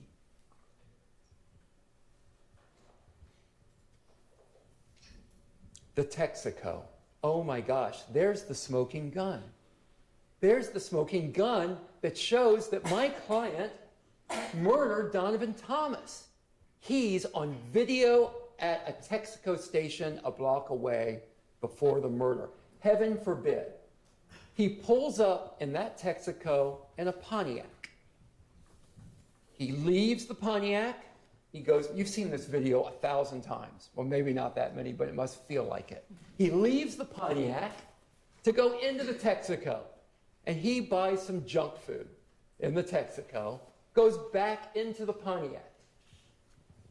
He sits in the Pontiac, he talks to another car that pulls up, he gets back in the Pontiac, and he leaves in the Pontiac. Go in the back. Watch the video 1,001st time. You're never going to see him get in an Infiniti. You're never going to see it. How does he get in the Infiniti? Was there a witness that got up here and put him in the Infiniti? No. Do they have video from the surrounding area that shows him transferring into the Infiniti? No. I mean, presumably, he teleports into the Infiniti. I have no idea what their theory is going to be when they argue to you, but I'm going to be fascinated to hear it because there's been no testimony about him in an Infiniti. How do we know it's an Infiniti in a drive-by? Well, the state is pretty sure it's an Infiniti. The state put on, this is one of my favorite experts of all of the state's experts, they put on an Infiniti identification expert who has worked with, Infiniti for years. And he can tell in any kind of grainy video that that car is an Infiniti. That's an amazing expert, but I'll take his testimony. That's fine. I think he's right. I think it's an Infiniti. And Mr. Kendrick is not in an Infiniti. And it's pretty hard to do a drive-by shooting if you are not in the car that did the drive-by. It is absurd. So again, there's no eyewitness testimony of Mr. Kendrick involved in the shooting. No weapons tying Mr. Kendrick to it. No ballistics, no fingerprints, no gunpowder residue, no DNA, nothing that you would expect to see. Now, the state has told you, well, you can look at circumstantial evidence. This is true. You can. And the state put up a dollar bill with some puzzle pieces missing. So, well, you can kind of infer that that's a dollar bill. And that's true. But don't go try to spend that dollar bill anywhere, because that dollar bill will not spend. And this evidence is not sufficient to convict beyond a reasonable doubt. Where's the cell phone data? Oh my gosh, you poor folks.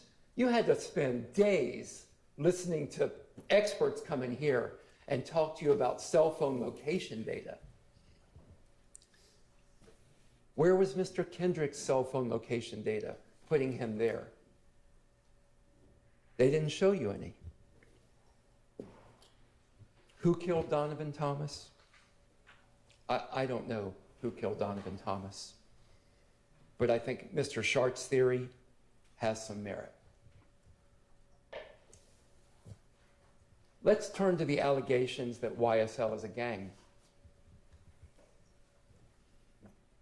The state had to bring in 5 different gang experts. You guys had to sit through 5 different gang experts to try to convince you that YSL is a gang. Now, they gave you the definition of a traditional gang, and these gang experts, who, as Mr. Sharp pointed out, all sit there and train each other in this insular little unit, but they told you, yeah, they're not a traditional gang. They don't meet the definition of a traditional gang. But lo and behold, we have another category of gang. It's a hybrid gang. Ooh, a hybrid gang. This is fascinating. Let's talk about hybrid gangs. What's a hybrid gang? Oh, a hybrid gang is whatever we say it is at any given point in time to fit our narrative. That's what a hybrid gang is. I use the term nose of wax. They can twist it any way they want to fit the group of people they want and say they're a hybrid gang. It's a catch-all. It's a catch-all used to throw all kinds of people together and say, well, you don't meet the definition of a gang, but because we are gang experts that train each other, we have decided you are a hybrid gang.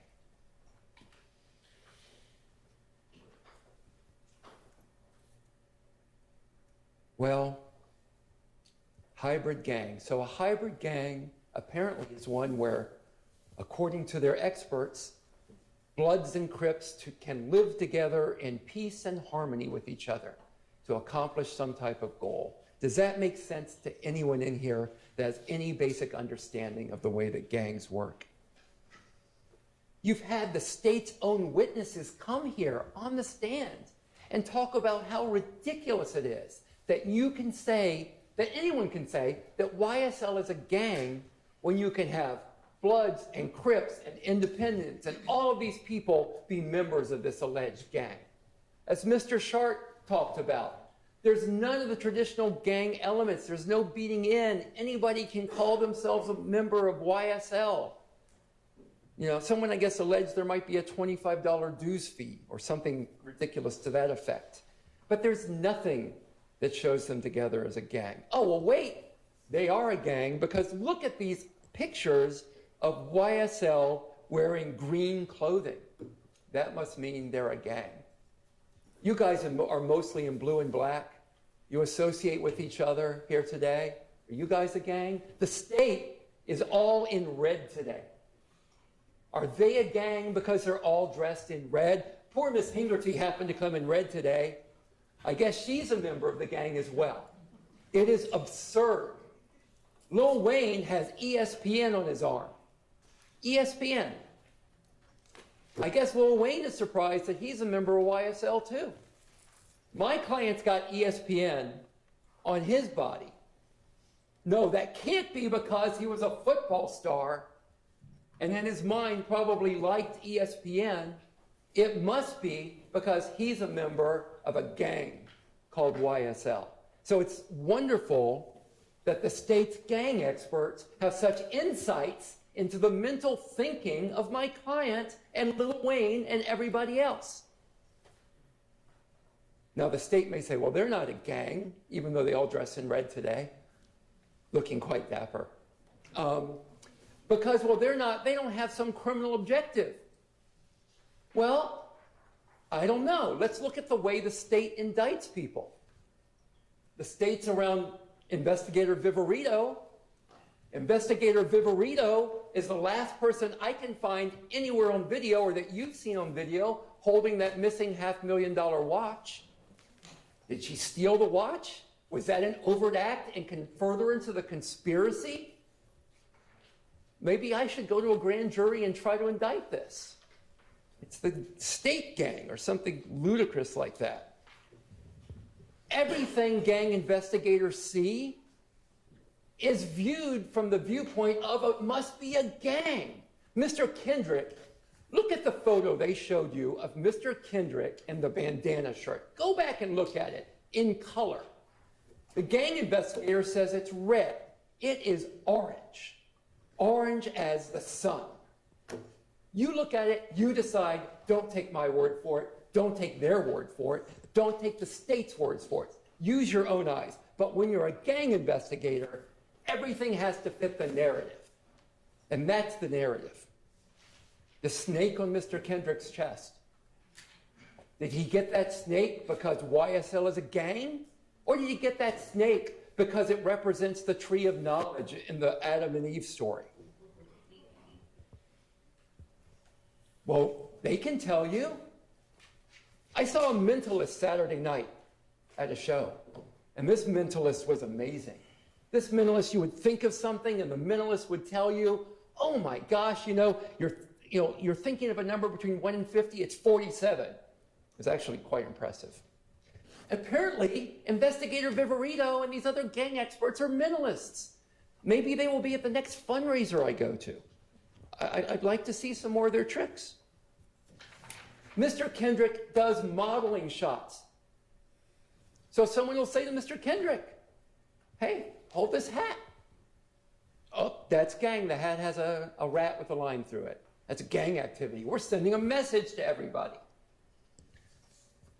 There's a photo taken outside at the time of a video shoot for music. Oh my gosh. Oh my gosh, look at that. Gang activity. There's photos of Mr. Kendrick wearing clothes that say slat outside of a recording studio. More gang activity. More people trying to pull themselves out, get into music, exercise their First Amendment rights. More gang activity. It's just exhausting, folks. All right. The racketeering charge. Racketeering is very complicated, as you all know. And the state explained racketeering to you. So I'm not going to go into all of the details of what it takes for you guys to find racketeering. Although I do want to repeat, you have to find each of those elements beyond a reasonable doubt, and you're not going to be able to do that with Mr. Kendrick. So I only want to focus on a few parts. Just bear with me. It's late in the day. Late in the day. Just give me a little more time. A few parts of the racketeering charge. First of all, the state has not shown a conspiracy beyond a reasonable doubt. What is a conspiracy? It is an understanding to accomplish or pursue a common criminal objective. Criminal. There's been no common criminal objective shown. What has been shown to you, and what was shown to you even earlier today? A series of independent, disparate acts over and over again. All kinds of different people committing criminal acts. I'm not going to argue to you that criminal acts were not committed, but they have not shown any relationship between these acts. They have not shown you anything that's shown it was done for a common criminal objective. That was not demonstrated. Again, as Mr. Sharp said, when Mr. Stevens was here, Tick, and Mr. Stevens was talking about selling pot, he did that for his own benefit. He's not paying up the ladder. And by the way, there is no ladder. Investigator Viverito told you because this is a hybrid gang, there's no structure to it. So I don't know how Mr. Mr. Stevens is supposed to spread the money around. But it doesn't matter. They're going to say there's a common criminal objective. Nothing has been shown. Tick. I have to go on a side note on Tick, Mr. Stevens. Mr. Kendrick, Mr. Williams, they were trying to avoid the fate of Mr. Stevens. Mr. Stevens, remember, I'd love you to go back and listen, read his testimony. Remember, look at your notes. At the age of 11, society threw him away. They threw him away. They tossed him in juvie, where he learned about gangs and drugs and everything else. Threw his life away. And he's trying to get his life in order again. And he's dragged back into this.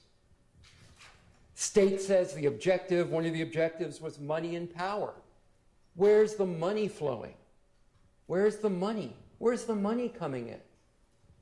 The state had the power of the courts, their subpoena power. They could have gotten Jeffrey Williams' banking and financial records. They could have subpoenaed his accountants. They could have gotten all of that to see the money flowing. Did they do it? No. Why didn't they do it? Well, I'm going to argue to you they didn't do it because there was nothing there.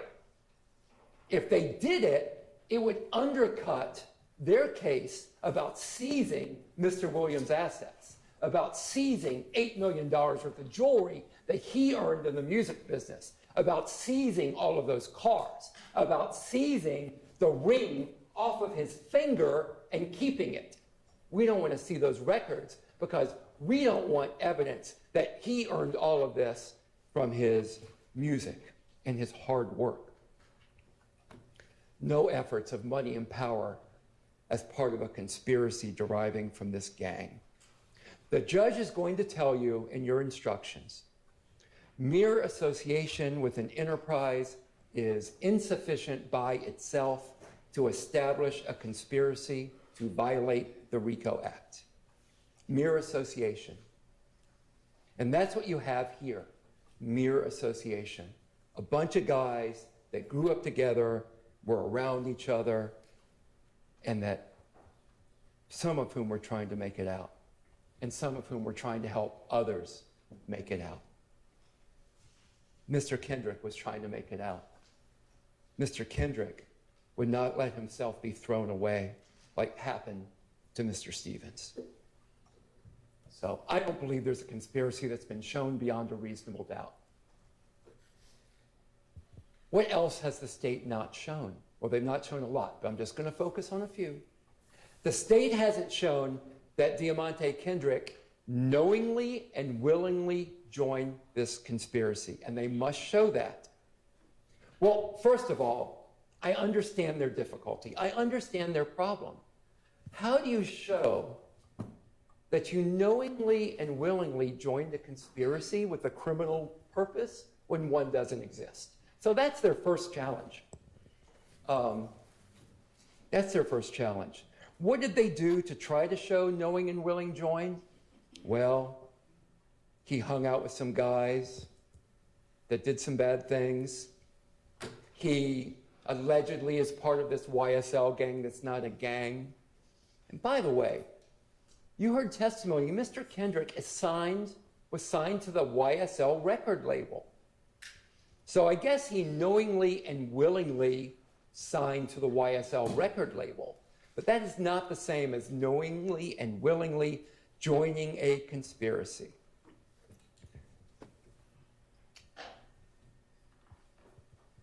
Depending on the outcome of this case, at least to this point, being signed to a record label, even a rap record label, is not a crime in the US.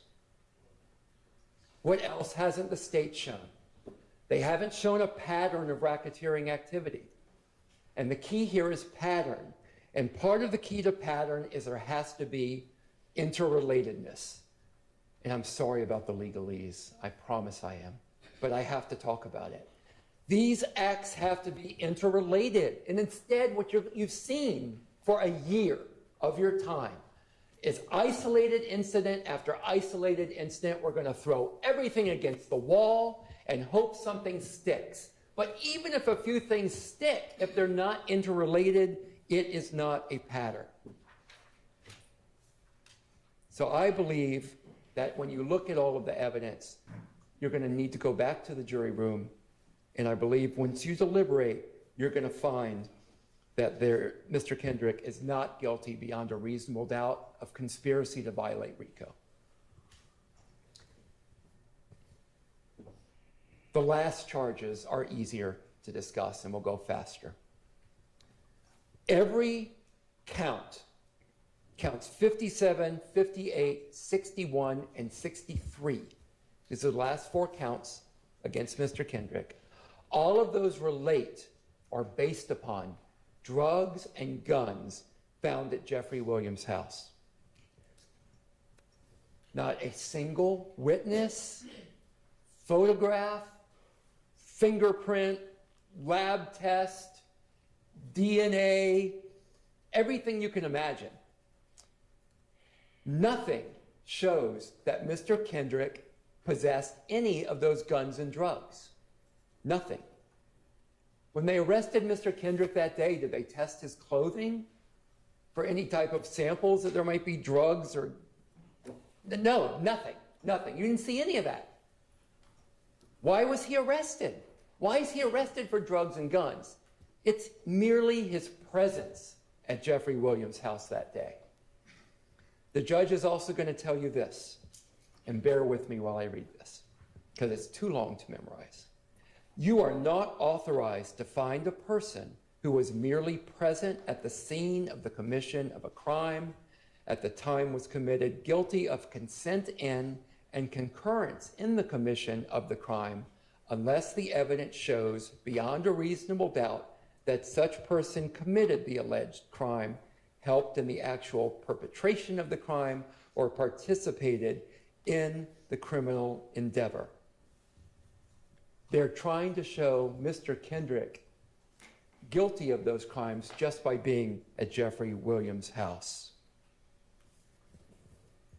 I don't know about y'all, but when someone invites me over to their home, I do not ask before I go there, do you have drugs stashed away throughout your house?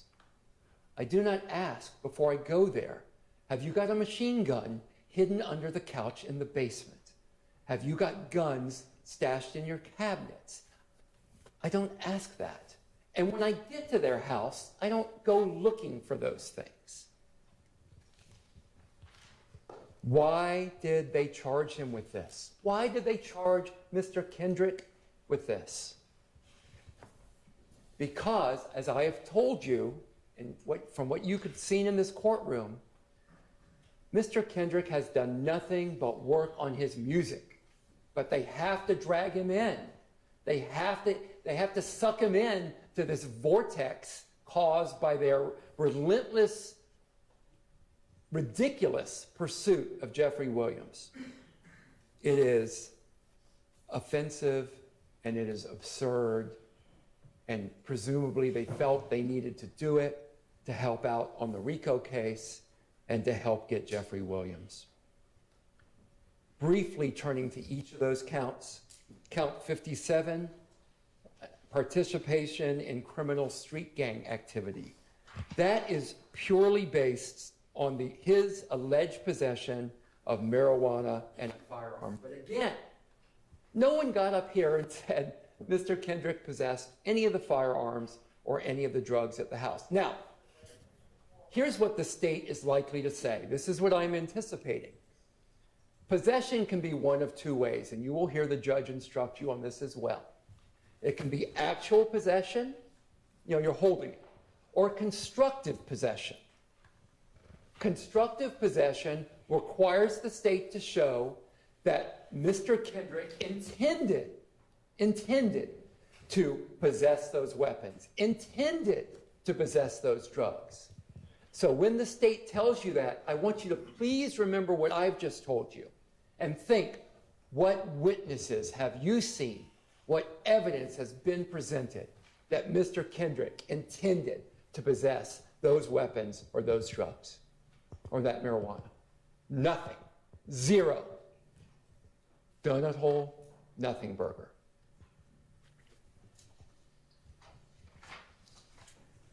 The other three counts, 58, 61, 63, those are all marijuana or firearms. And again, I don't need to repeat myself.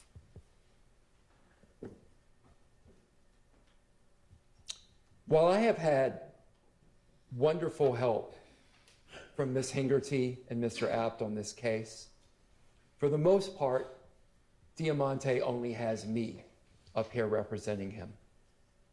The state has an army of prosecutors, investigators, law enforcement to assist them. So, Damonte only has David.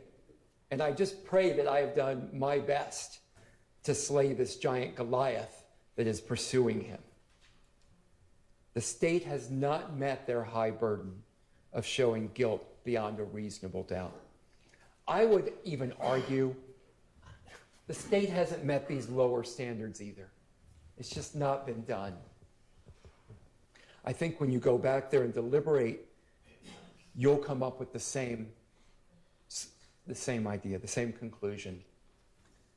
This case against Mr. Kendrick should have never been brought.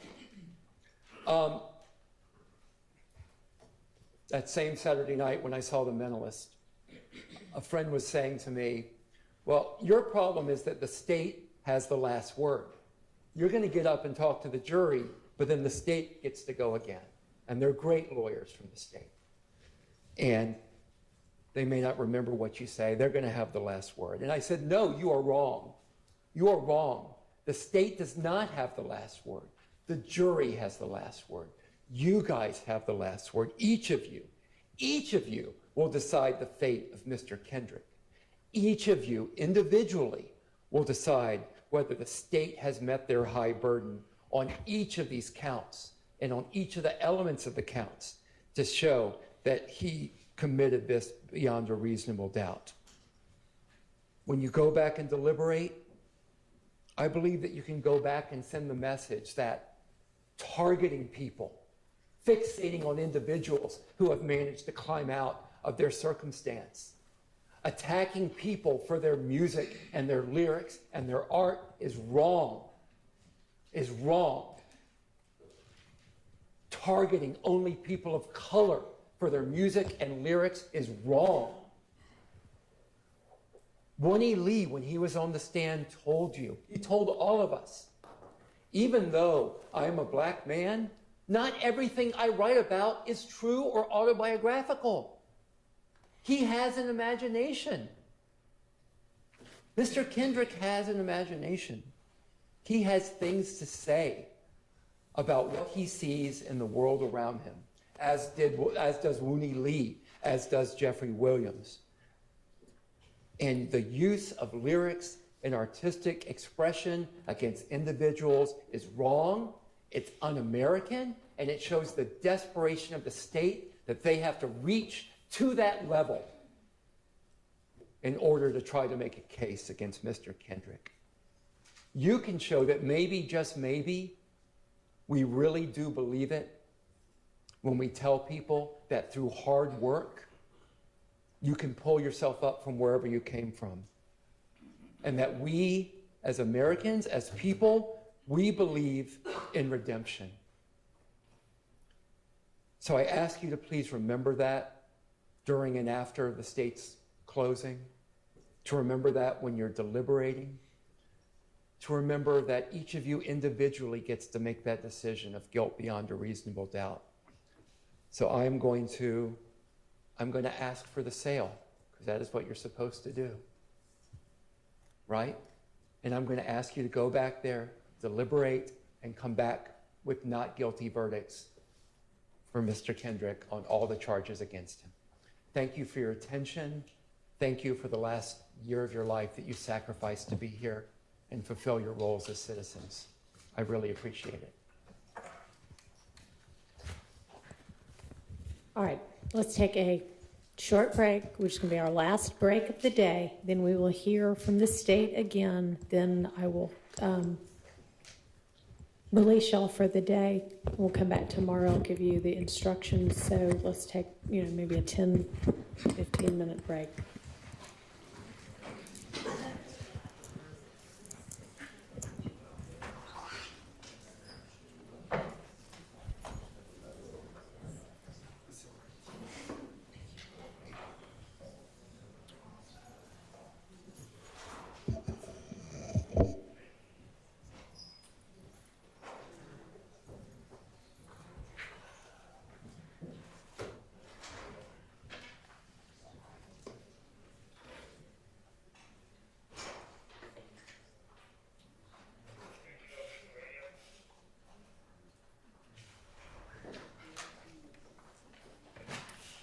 All right, it's going to be our last break for the day as well.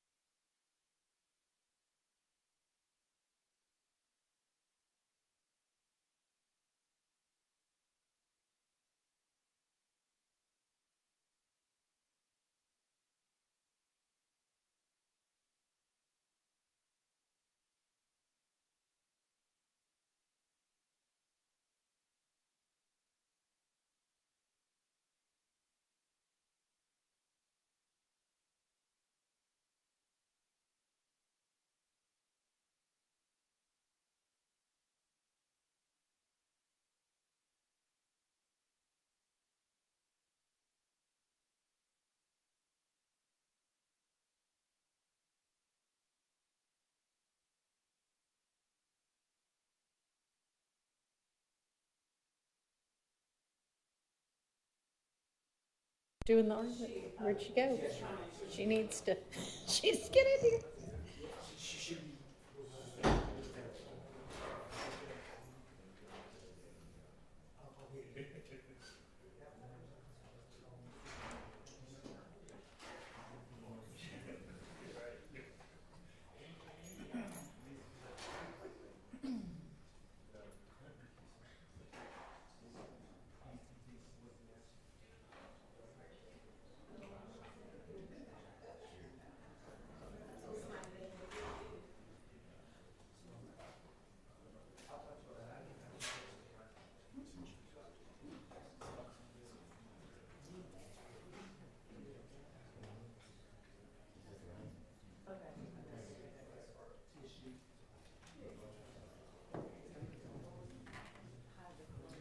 Ms. Hilton, I know that you're, batting cleanup, I guess, but keep in mind, they're gonna be watching the clock.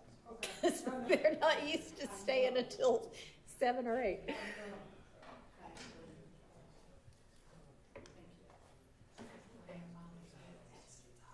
Let's hope she doesn't do that long, but yeah.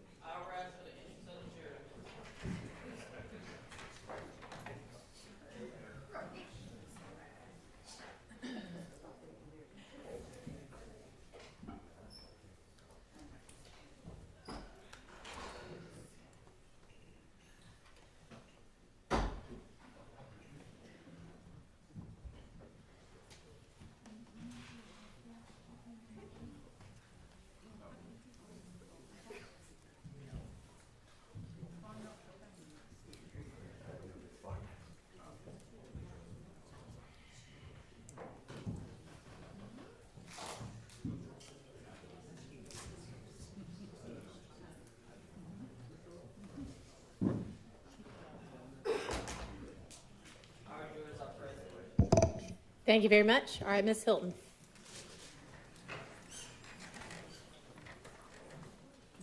Good evening. I know y'all tired. And I get the harsh responsibility of closing you out for the next couple of, for a little while. I ain't gonna tell you how long it's gonna be, but for a little while. And I just want you all to bear with me and bear with us as a state. Mr. Atkins told you this morning that this is kind of like that marathon. They were kind of at that last spot, right before the finish line. And I know this has been a long trial ahead. Like every one of us has said, we thank you for your sacrifice. We know that we have taken you away from family, friends, trips, work. Maybe y'all didn't want to go to work, but from work to be here with us. And so we're going to ask of you just to bear with us for a little while longer. Now, Mr. Weinstein said something very interesting as he closed. He said something to the effect of, the state should be ashamed of themselves for targeting people of color. And I was a little taken aback. Why? Because I am a person of color. The majority of this prosecution team are people of color. And we are not targeting people of color. We are targeting gang members who decided to wreak havoc on communities in Fulton County. And the ironic part of the communities that they violated were those communities were communities of color. See, no one rarely talks about the victims in this case. But the victims in this case, most of them are people of color. Because in Fulton County, you don't get to victimize anyone in our county without being held accountable for your actions. And what we're going to ask of you today is hold both of these defendants accountable for their actions. Because they are guilty of every single crime for which they are charged with. But as both Mr. Shard and Mr. Weinstein were talking, I was reminded that what is right is often forgotten by what's convenient. And see, in this case for them, it's convenient to blame Kenneth Copeland for the murder of Donovan Thomas. Well, we're going to talk about that. That doesn't even make sense. For them, it is convenient to tell you that we have not met the elements of RICO because they're just not a gang. They just get YSL tatted on them. They just get snakes tatted on them just for the fun of it. That's convenient for them. But that is not the truth. And while it may have taken some time for us to get all that evidence out here, it took a while. Some days the evidence came out good. Some days the evidence came out bad. Some days I had to take a couple of breaks. At the end of the day, the evidence shows what is clear. YSL is a gang. YSL is an enterprise. They commit criminal street gang activity. They murdered Donovan Thomas, murdered Shamelle Drinks, and they're guilty. And then I'm also reminded of a story that a colleague told me a long time ago about someone who worked as a Border Patrol officer. And this person worked as a Border Patrol officer for a number of years. And while they were working Border Patrol, a guy would come through the border with a red bike every day. And every day that that person would come through with the red bike, he had a basket on the front of the bike. And inside of the basket was some seed. Now, every day, this guy would come through, and the Border Patrol officer thought something was kind of fishy, but he never found anything. He always found baskets with sand inside of it. This happened for a few months. Well, one day, the Border Patrol guy was leaving that job. He was going on to a new job, and he was at a bar. And who walks into the bar? The guy with the red bike. So the Border Patrol guy says to him, I'm getting ready to leave my job, but I'm interested. There's something was fishy about that red bike. What were you doing with that red bike? And the guy was like, nothing, don't worry about it. Congratulations to you. The night proceeded. The Border Patrol guy got some more drinks in his system and said, you know what? Can you tell me about this red bike? Because something just doesn't seem right. Every time I would see the red bike, it would have sand in the basket. Tell me what was going on. Guy said, don't worry about it. Finally, it's the end of the night. Border Patrol guy is really intoxicated. He said, just tell me. I'm not going to remember what happened. You're not going to get in trouble. Tell me what you were doing. And what the guy said was, you know how every day you were focused on the basket with the sand? I was smuggling in a new red bike every single day. So you were so focused on what was in the basket that you was missing what was right in front of you. And if you listen to what the defense counsel told you for the last about 3.5 hours that they argued, you're going to miss what's right in front of you. So what's sand in the basket in this case? First things first, stolen jewelry. APD, somebody stole this watch. No one stole the watch. The watch is left back in the house, but they want you to focus on this watch because if you focus on the watch, you're going to miss the evidence in front of you. Talked about no reports. Viverito, she didn't write any reports. Well, what she told you is she wrote her information in the affidavits. Affidavits that get sworn before a judge. Probably better than reports because a judge has to actually read that information. But if you focus on the fact that Viverito didn't write any reports, you're going to miss what's right in front of you. Mr. Weinstein talked about length of time. We talked about that. Knowledge of co-conspirators. I think at one point in time, Mr. Shard said, Mr. Minor, who stabbed Lucci, he doesn't know Mr. Kendrick or Mr. Stillwell? Maybe not. But he knows Khalif Adams, who's the one who helped set up stabbing Lucci. Khalif Adams knows those two. Well, knows Mr. Stillwell. Khalif Adams knows Garlington. And so some way, somehow, though, Mr. Stillwell knew on February 9th that Lucci got stabbed. Well, how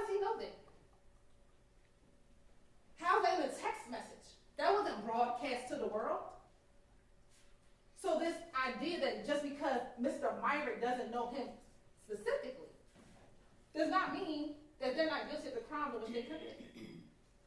They talk about witness credibility, specifically about experts and what our experts said.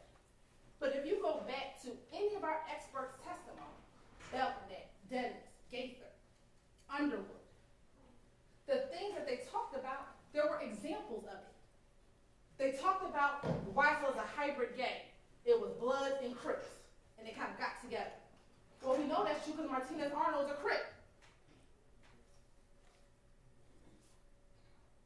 Some of them, Mr. Williams was a Blood. You saw when he talked about sex, money, murder. You see them hanging out together. You see them committing crimes together. Mr. Kendrick and Mr. Arnold in a car with guns on their way to Trestle Tree. We can infer, oh, shoot it up. That's what they talked about when they said it's a hybrid gang. They talked about the music, and we're going to get to the music in a minute.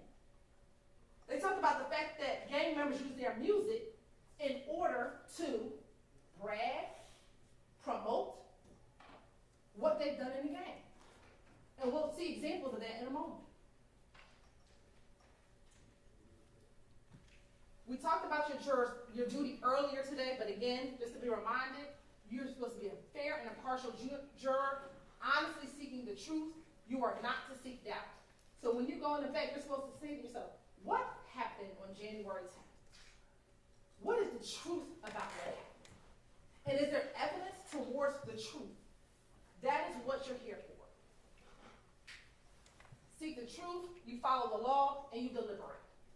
Now, I want to tell you this. If you go to the back to deliberate, and one of your numbers says, I'm not deliberating, I'm going into the bathroom, I'm not doing any of this, you need to bring that to the deputy's attention so they can bring it to the court's attention. Because you have a duty to deliberate. A duty to sit down, evaluate the facts, evaluate the evidence, and apply it to the law. So let's talk about the evidence of defendant's guilt. So earlier this morning, Mr. Adkins talked to you about count 57, participation in criminal street gang activity. He talked to you about count 1, conspiracy to violate the RICO Act, and counts 50 and 51. I'm not going to harp on that again, but I thought it interesting when Mr. Weinstein said, well, we haven't proved count 50 and 51 and 57. You know, the state, they're all dressed in red. We are. Red's probably my favorite color. But you know the one thing that's different? We don't do criminal gang activity. And the court's going to define what that is. See, we're not here because people wear the same colors. They can wear all the greens they want. They can wear all the snakes they want. If they all want to tattoo YSL on them, that's fine. We've told it's not a crime to be a part of a gang. The crime is when you start doing criminal street gang activity, like murdering Donovan Thomas, murdering Shamelle, murdering Jamari Holmes. That is what the violation is, not being a member of a gang.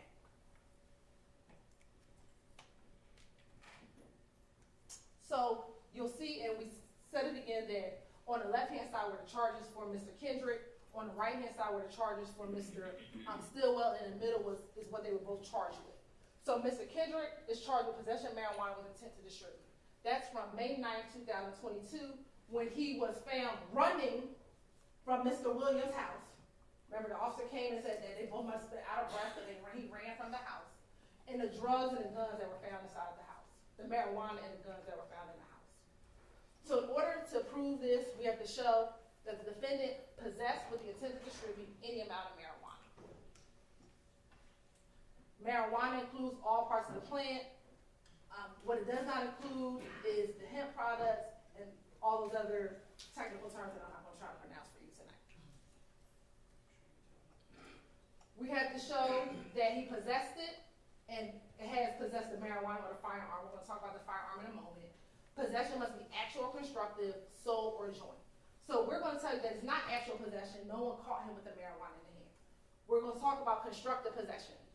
At the time of the alleged offense, he did not have direct physical control over the marijuana or firearm, but did knowingly have both the ability and the intention to exercise control over the marijuana. We know he doesn't have sole possession, so we're going to focus on joint possession. Defendants share possession of marijuana or firearms with at least one other person. What evidence do we have of it? And I know Mr. Wine said we didn't have any evidence. We do. Pictures are evidence. That's direct evidence like we talked about earlier. This is the side of the home of Mr. Williams. That's the money counter that was sitting next to the Tupperware bowl full with the marijuana. That's the Tupperware bowl full with the marijuana. That's the more marijuana that was in that cabinet in that same kitchen right across from where the Tupperware bowl of the marijuana was. And those are the two guns that were found inside that area. Now, ladies and gentlemen, you heard the testimony that SWAT, when they came, did not immediately make entry into the house. It was like announced, it was loud. So I submit to you that they had the opportunity to put stuff away, to hide stuff, because they didn't just come in immediately, Your Honor, ladies and gentlemen. So you can take that into consideration as you deliberate. Possession of a firearm during the commission of a felony. So the state must prove that the defendant had a firearm on his person or within arm's reach while committing a crime against or involving another person. For Mr. Stillwell, it's murder. For Mr. Kendrick, it's the possession of marijuana with intent to distribute. So how do we show this? On the left is Shannon Stillwell. That is Mr. Drinks inside of the vehicle. We know that Mr. Drinks was shot with a 40 caliber gun, possibly of a Glock, and we're going to talk about this Glock in a moment. So you can infer, although we do not have the gun, that Mr. Stillwell possessed the gun that shot and killed Mr. Drinks because he's dead and because we have the bullets. You can infer that that's that circumstantial evidence. Your direct evidence is someone is deceased. You have bullets. We know that those bullets come from a Glock firearm. So the only way you can infer that the shooter, Mr. Stillwell, possessed a firearm. Mr. Kendrick, again, you have the firearms inside of the house at the time when the house was raided. There were two found inside of that cabinet. There was the one that's found on this counter. Now, they're also both charged with possession of a firearm by a convicted felon. You have to show for Mr. Stillwell, he has 2 counts. And interestingly enough, I was listening, Mr. Shard never talked about count 64. But we're going to talk about count 64. But count 52 is that he's a convicted felon and he had a firearm when he murdered Shamelle Drinks. And in count 64, which is when he was apprehended, the gun that was found in the middle of the road, that we charged him with that weapon as well. And then again with Mr. Kendrick, that there were guns and drugs at Allison Drive on May 9th. And let me also say that in the indictment, possession of a firearm by a convicted felon is going to be a lesser included of what is charged. What is charged is a different charge, but possession of a firearm by a convicted felon is a lesser charge, and the court is going to instruct you, and you can find both of them guilty so long as you believe that both of them possess the firearm and they have been previously convicted of a felony. What do you have in evidence? You have State's Exhibit 60G and State's Exhibit 30Q. Both of those are the indictments of Mr. Stillwell, which he was charged with and convicted of a felony. So that is the felony that we're saying he should not have been in violation of, or he should not have possessed the firearm. As I just discussed, because he's a convicted felon, he should have never had a firearm when he murdered Shamelle Drinks. For count 64, what do we have? Remember, this is on March 17th, after they fled from the Chick-fil-A, and remember Trooper Campbell came in and said that he found the gun in the middle of the road. You saw the dash cam video when he kind of turned around and found this gun. Then we brought in Mr. Stillwell's former girlfriend at the time, Taisha Alexander. She said that she aborted the gun. That was her gun. That gun came back to Ms. Alexander. We were able to compare the serial numbers on both the gun that was collected and the receipt from Arrowhead Pond. And further, we played these wiretap calls for you. Hello? Yeah. I don't know. Trying to call was like, maybe Clay not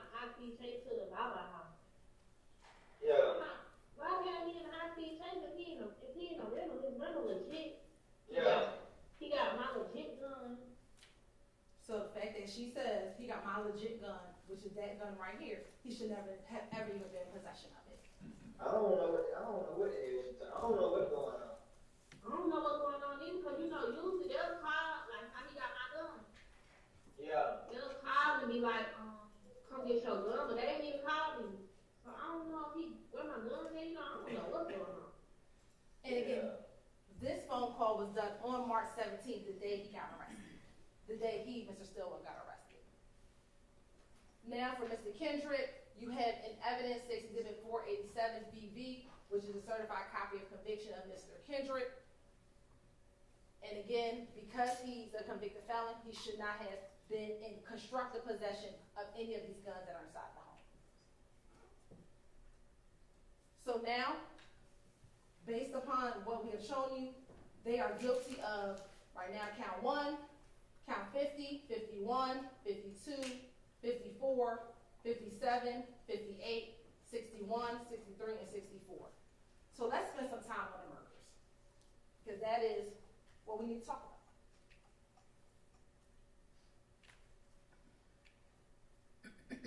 So for the murders, Mr. Stillwell is charged with count 2 and count 49, which is Donovan Thomas Jr. and Shamelle Drinks. And Mr. Kendrick's charged solely with count 2, which is the death of Donovan Thomas Jr. You're going to hear the court read you an instruction about intent. Intent is every essential element of any crime must be proved by the state beyond a reasonable doubt. It may be shown in many ways, provided that you, the jury, believe that it existed from the proven facts before you. It may be inferred from the proven circumstances or by acts and conduct, or it may be in your discretion inferred when it is the natural and necessary consequence of the act. Intent does not mean an intention to violate the law or to violate a criminal statute, but it means simply the intention to commit the act that is prohibited by the statute. So what are the elements that we have to prove for murder? That Mr. Stillwell and Mr. Kendrick caused the death of another person, here, Donovan Thomas and Shamelle Drink, unlawfully and with malice aforethought. What is malice? It is not necessarily ill will or hatred, rather it is the unlawful intent to kill. You may find malice when the circumstances show that the defendant acted with deliberate intention to unlawfully take the life of another person, or where there does not appear to be significant provocation and all the circumstances show an abandoned and malignant heart. You often hear about premeditation. Some of you like watching these crime shows. The state does not have to prove premeditation to prove murder. So we don't have to sit and say you planned it out and you all mapped it out and that you knew you were going to kill Donovan Thomas or Shamelle Drinks right at that moment. If a killing is done with malice, it is murder regardless of how briefly the malicious intent existed. So when Damonte Kendrick rode by the barbershop and they saw Donovan Thomas sitting outside with his friends, and I'm going to submit to you, they started calling saying, yo, Donovan's out here. Let's go do this.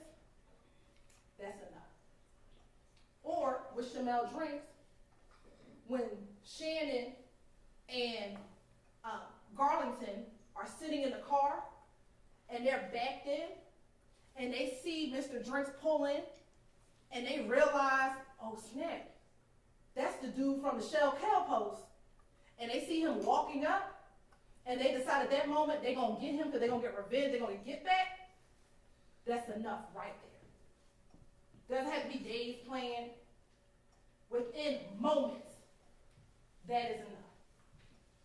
No specific length of time is required for malice to arise in the defendant's mind. It may be formed in a moment, and instantly a fatal wound may be inflicted. If malice was in the defendant's mind at the time of the act of the killing and moves the defendant to do it, that is enough for the killing to be murder. Now, motive. The law says we don't have to prove motive. You want to know why? Because oftentimes I can't get into the mind of why someone wants to murder somebody.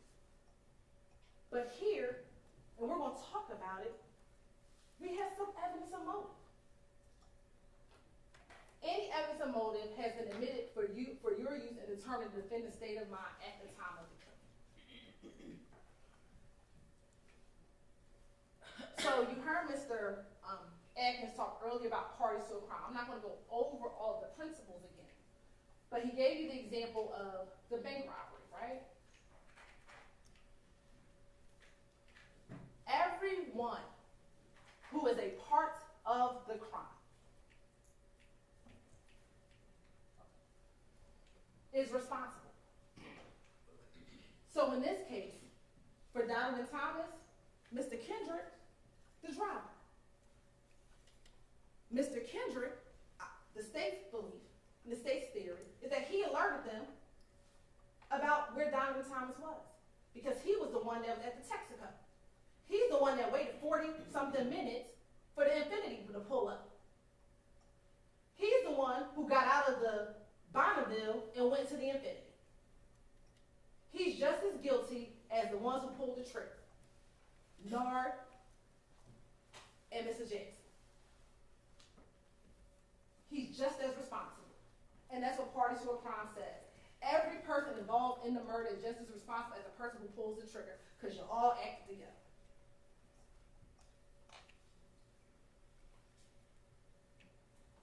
Now, we have in Shamelle Drinks an individual that you kept hearing about, DeMarco Boyer. And someone brought up that DeMarco Boyer isn't on the indictment. Well, this is the law that's going to be instructed to you. Any party to a crime who did not directly commit the crime may be prosecuted for commission of the crime upon proof that the crime was committed and that that person was a party to it, even though the person alleged to have directly committed the crime has not been prosecuted or convicted, has been convicted of a different crime or degree of crime, is not amenable to justice, or has been acquitted. Mr. Boyer's day is for another day. We're not going to talk about Mr. Boyer today. Today, we're going to talk about Mr. Stillwell and Mr. Kendrick. You can look at presence, companionship, and conduct before and after the commission of the alleged offense, and those things may be considered by you in determining whether or not such circumstances, if any, give rise to an inference or the existence of a conspiracy. So what does that mean? You can look at what they did before, what they did during, and what they did after. And for both of those murders, we're going to talk about conduct before, conduct during, and conduct after. So let's talk about Mr. Donovan Thomas Jr. You heard from his mother, you heard from his father. He was from Atlanta, he had kids, he was in a gang, but he had started to kind of try to get into the music business. And he had started doing that by, one, he had a relationship with Rich Homie Quan. Two, he had just put Lucci on, YSL Lucci. So he was trying to kind of turn that mark and do something different. What did you also hear about Donovan Thomas? That on the night that he was gunned down, that he was at the barbershop, getting his hair cut, his brother was there, and what were they getting ready to do? Meet with their daddy and go watch the football game. I think it was the Ravens and the Patriots. Don't quote me if I'm wrong, but I think it was the Ravens and the Patriots. And that's what he was getting ready to do. Spend time with his father. You know that he has a biological brother, but he also has a brother, Kelvin Watts, who's super close to him, that they are brothers, but not biologically, but they share a brother, so they call themselves brothers. He said he was trying to get in the music industry. That's him with YSL Lucci. That's him with Rich Homie Quan. And so much so that after his death, Lucci had a whole album dedicated to him, Long Live Nut. And we know that Peanut was his nickname. Now let's go over some timelines, because I think oftentimes we focus just on the murder, but there's some things that led up to that day that is very important for you to consider as you continue to live. So we know in September 2014, Rich Homie Quan's father's barbershop shooting. Now, Mr. Copeland, we're going to talk about Mr. Copeland, told you on the stand here that him and Threat were responsible for that. YSL members responsible for shooting up the shop of a YFN gang member. Or shoot the father of a gang criminal calls, in all of the different interviews, majority of them, Mr. Copeland talked about this shooting at the Lakewood gambling house. He talked about it in mostly every interview when he kept on telling them about the history of him and Kelvin. And he talked about the fact that Kelvin had shot up the gambling house and shot up Doug's car. Then he talks about, in multiple interviews, a meeting at Cascade Skating Rink, in which him and Kel were there. Kel wanted Copeland to call Thug so they can maybe squash whatever issue that they had. And that when Thug and Mr. Williams got on the phone, he asked Kelvin, "Are you gonna pay for my car window?" Kelvin said no. They got into it, and it kept on going. You heard about the January 6th fight at Club Crucial, in which Copeland was jumped at the club, and then upon leaving the club, there was a fight with Bloody J, that some YSL members jumped on Bloody J, and that Kendrick and Arnold, they were arrested when they left the club. And that's going to be important, because when we talk about phone records, while we don't have some phone records from Mr. Kendrick. Then we have the January 8th shooting at TIG Studio, where Rich Homie Quan's purple truck was shot up. There was some alluding to the fact that Copeland did that shooting. I think Quindarius Zachary may have said in his interview that Copeland did that shooting. Then there was that blood meeting the night before the murder. Now, I know that Mr. Sharp played for you the clip in which Copeland says that the blood meal was about him, but remember, the blood meal was also about Mr. Williams. And he said that in one of his interviews, that the blood meal just wasn't about him, but it was about him, Copeland, and Mr. Williams.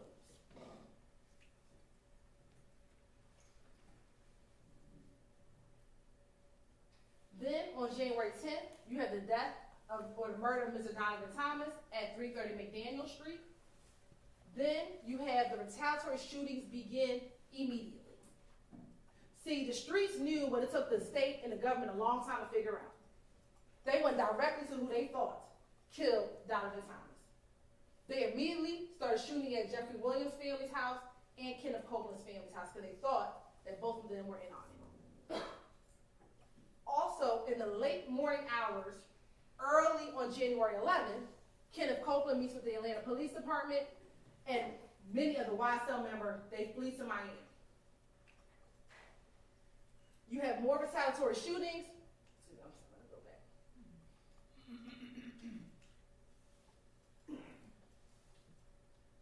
Then, in April, between April and May of 2015, you have the incident at the Dunbar Center where Copeland is found with that gun. They don't arrest him then. He calls Gaither. Gaither speaks to him. They let him go. But once they did more investigation, they got the video surveillance from the Dunbar Center. They arrest him on June 10th.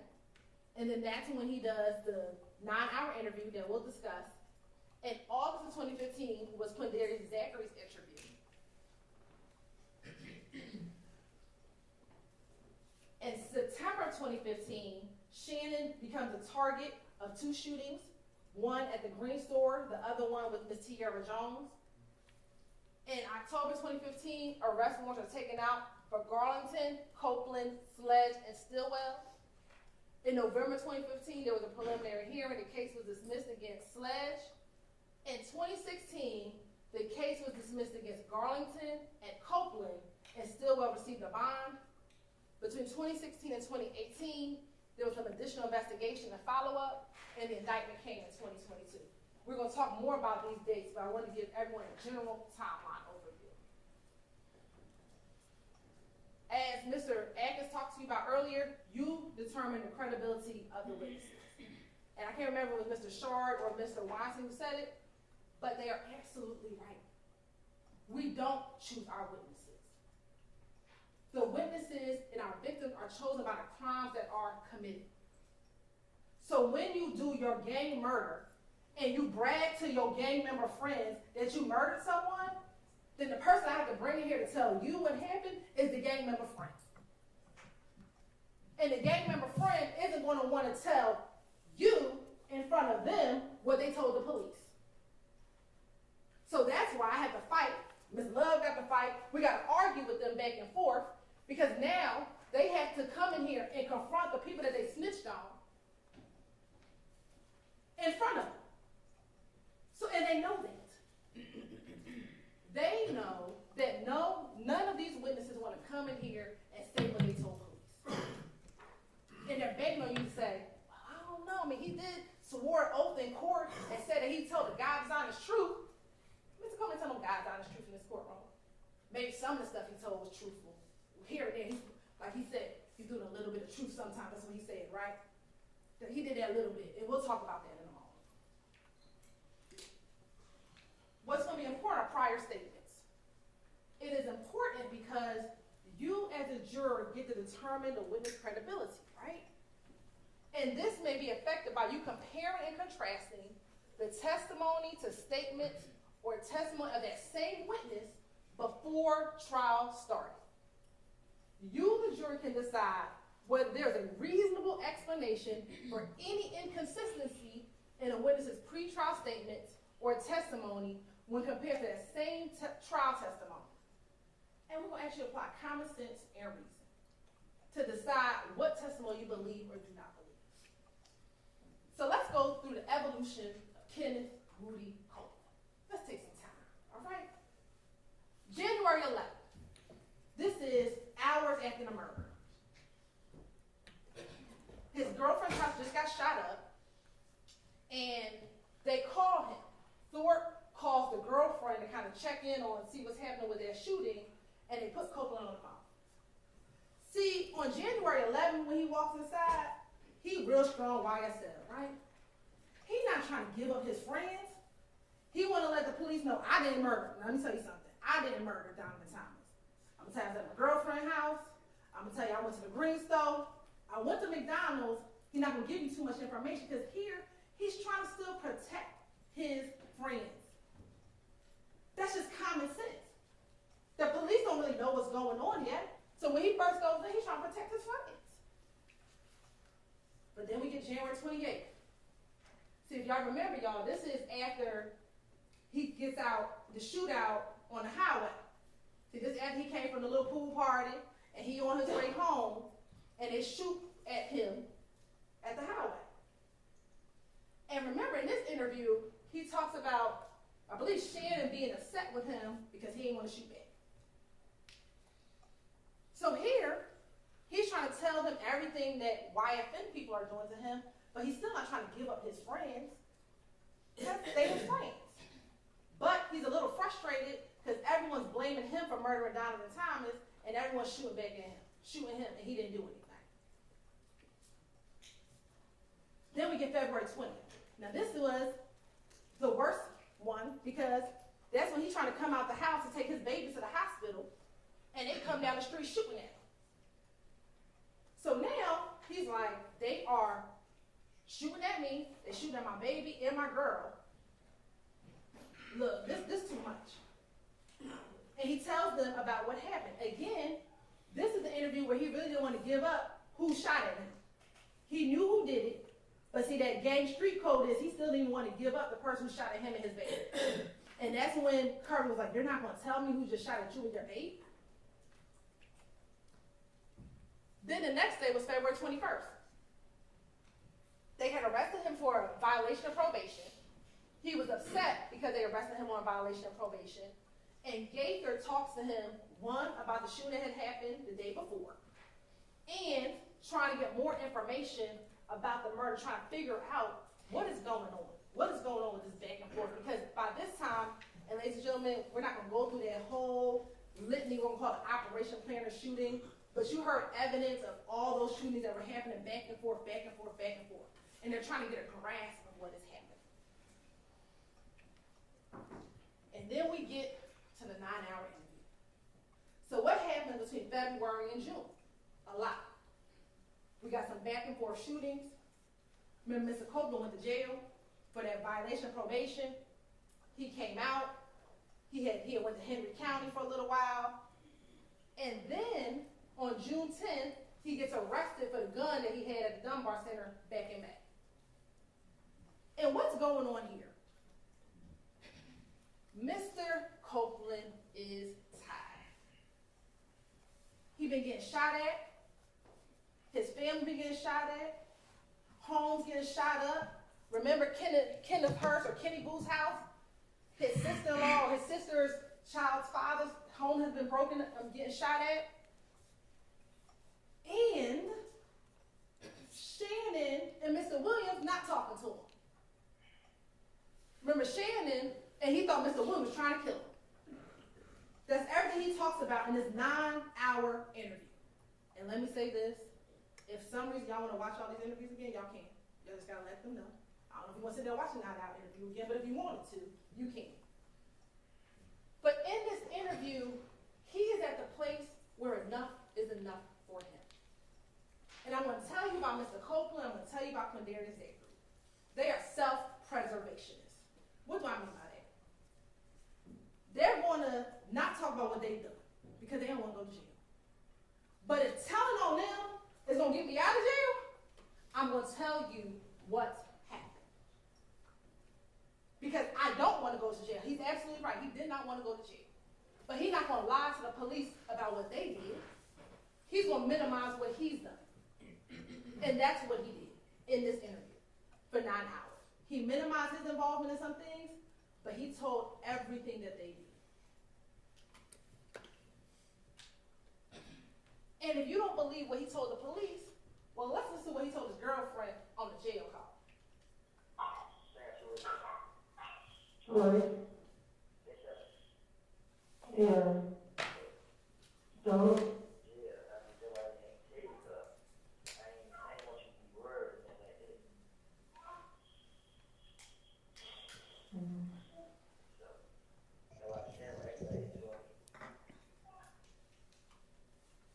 Okay.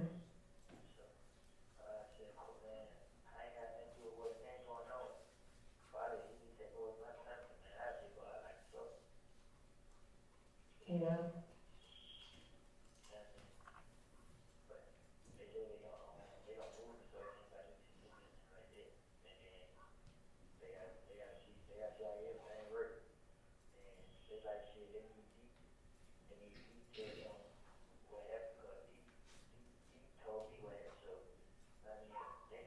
Who told you what it was?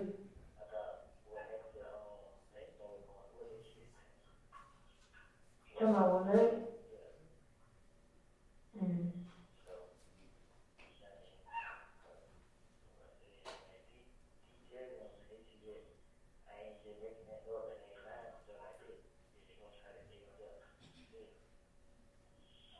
Yeah.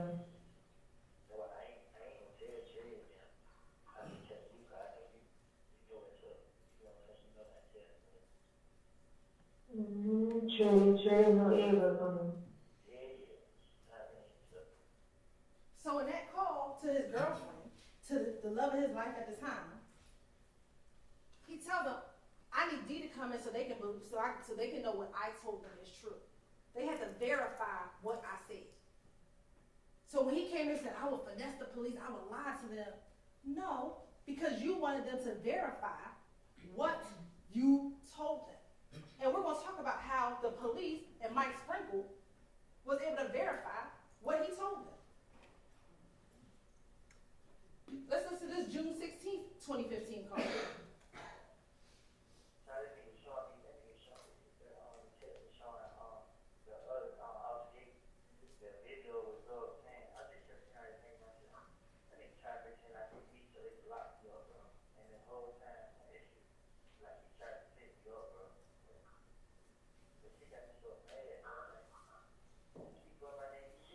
They didn't go over what's on, man.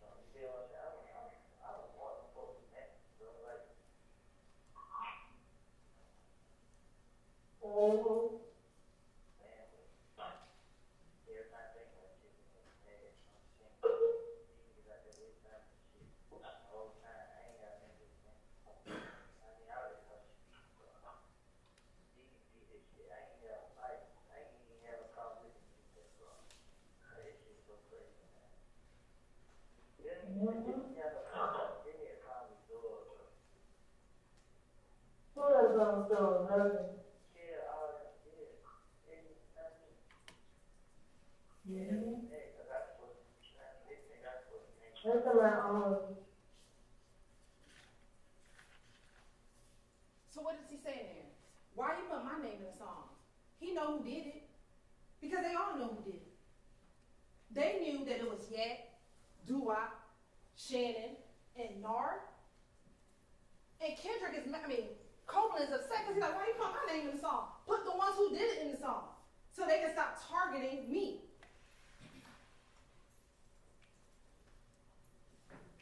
Now, let's talk about his trial testimony. You know, I actually do like rap music, contrary to popular belief. And there is an artist, Young G, and he has a song called Put On. And I'm gonna tell you what Copeland and Zachary did while they testified here was they put on for YSL. They came in here acting all types of foolishness. And that's because they wanted to show their gang member friends, look, I'm still part of the conspiracy, y'all. I know I snitched on y'all back in 2015, but I'm gonna try to help y'all out as best as I can. And that's what they did this entire time. They friends. They've been friends for a long time. They wear the same clothes. They lay together. What makes you think that Damonte, when he got into that car at McDonald's and say, yo, let me tell y'all what they just did. Let me tell you what our homie, our boy for the last couple of years just did. They just killed Nut. Because Kendrick wasn't around. He was sleeping at his girlfriend's house. So he missed the action. So you don't think when Damonte get in the car, he's not going to say, yo, let me tell you what Shannon just did, y'all. They friends. And they want you to believe that Damonte did not tell Copeland what happened moments after it happened? That don't even make sense. And we're going to ask you to use your common sense. This is them. And these weren't all taken in 2015 because some of these are older pictures. They look super young. This is how long they've been friends.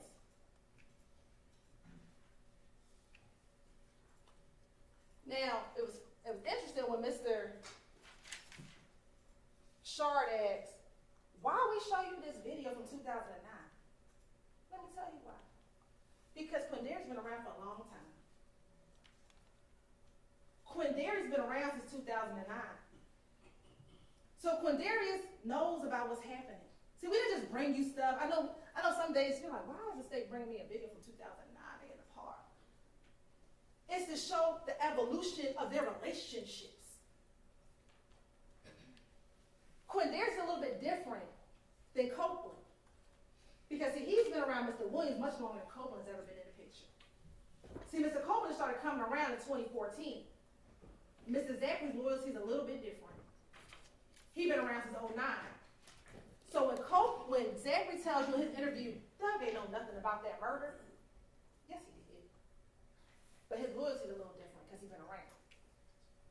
2012, that's Mr. Zachary. You want to know why we showed you the video of them outside in the apartment complex? To show their association. Again, Zachary been around again for a long time. He real better than it. He rocked through YSL. So he has a motive to lie for Jeffrey Williams that Kenneth doesn't have as much of. In his interview. See, when Quindarius interviewed, he asked to come and speak to the police. And you're going to watch his interview because what both of them do in their interviews, both Copeland and Quindarius, and this is how you know they were telling the truth, they would correct the officers. If the officers were repeating something that was wrong, they would say, no, I didn't say it like that. I said it like this. That's what they would do. That's how you know that what they were trying to tell them, they were trying to be as truthful as they could so that they would get it right. They, meaning the police, would get it right. And again, same thing. He come in here talking about he wanted to take one of the investigators out, all types of nonsense. but again, putting on for YSL.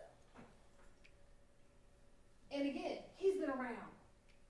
They friends. They friends. And why would they lie on their friends? If they knew the makeup stuff and makeup live, why would you lie and say your friends committed a murder?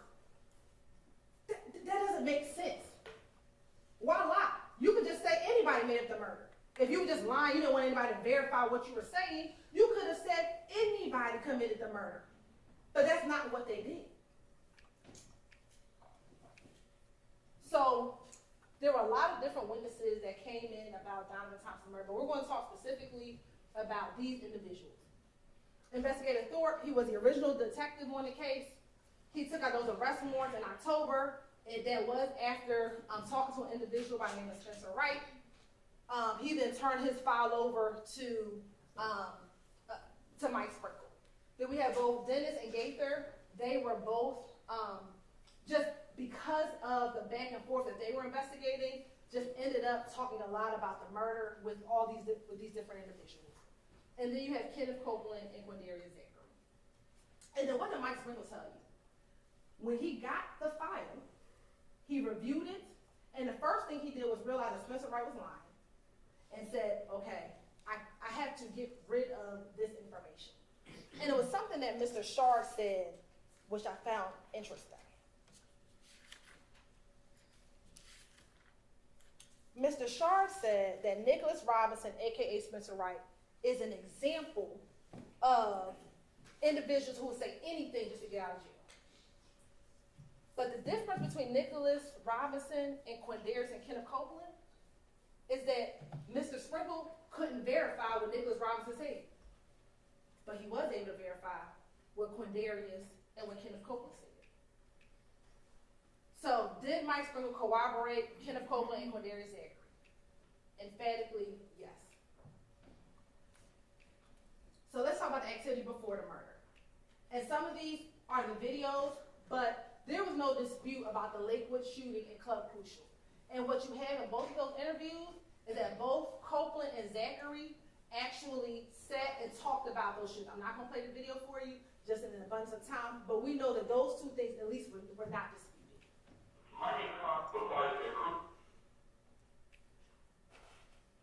So let's talk about the day of and the days after the murder.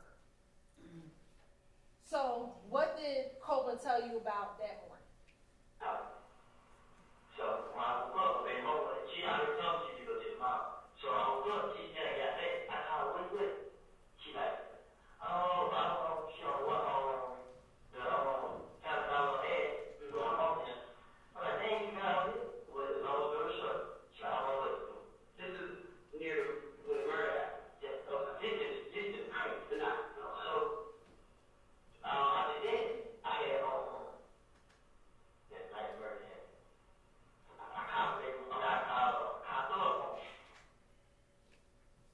What did the phone records tell you? I know that's kind of small, but you'll have the phone records in the back. That between 6:37 and 7:26, Copeland's phone was in the area of his girlfriend's house, right? That's QR's, Copeland's girlfriend's residence, which was on Maury. His phone was pinging in that area, and that's between 6:37 and 7:26. If you can recall, the 911 call for the murder came in at 7:22. At 7:26, he is still at his girlfriend's house after the murder. So this notion, when they say, well, Kenneth Copeland did it, I know somebody who could have done it, well, it wasn't Kenneth Copeland. The person who did it is Stillwell, Yak, Nard, and Duwop. Because Kenneth Copeland was at his girlfriend's house at 7:26. Then he says he went to the green store.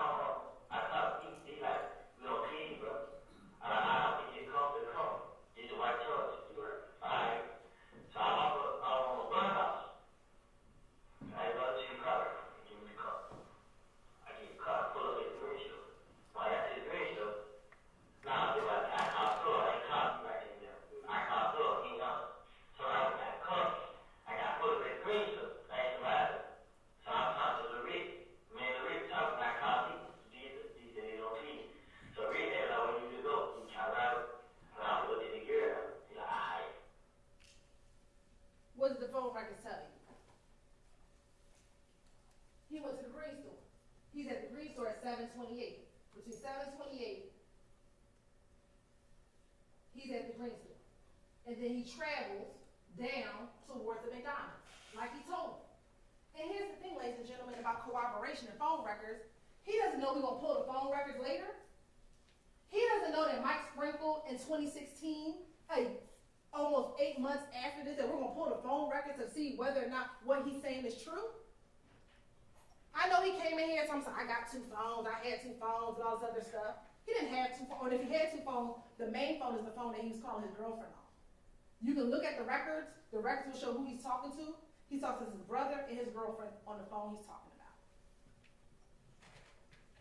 Cooperation, I'm not gonna play it, but he says, if you just heard him say he goes out to the McDonald's. I get in the car, I ride to you, I pull up at the McDonald's, when I pull up at the McDonald's, when they outside, see more way the one that I'm usually yeah. So I put it CP, I mean down McDonald's. So these guys put it in. So they put in who was he with? He with Benjamin.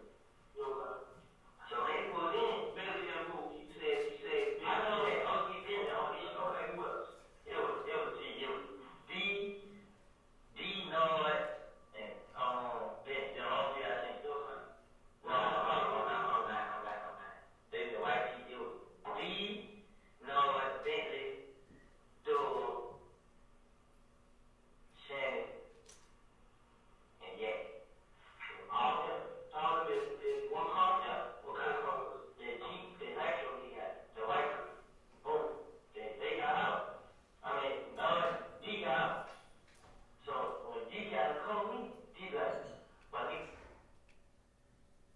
So we talked about that white nitro. Ladies and gentlemen, that is from the Dexter Montgomery shooting. What is that? That's the white nitro that Nard and DK came in from OG Bentley's house. So is it ironic that, oh my goodness, OG Bentley has a white Dodge nitro?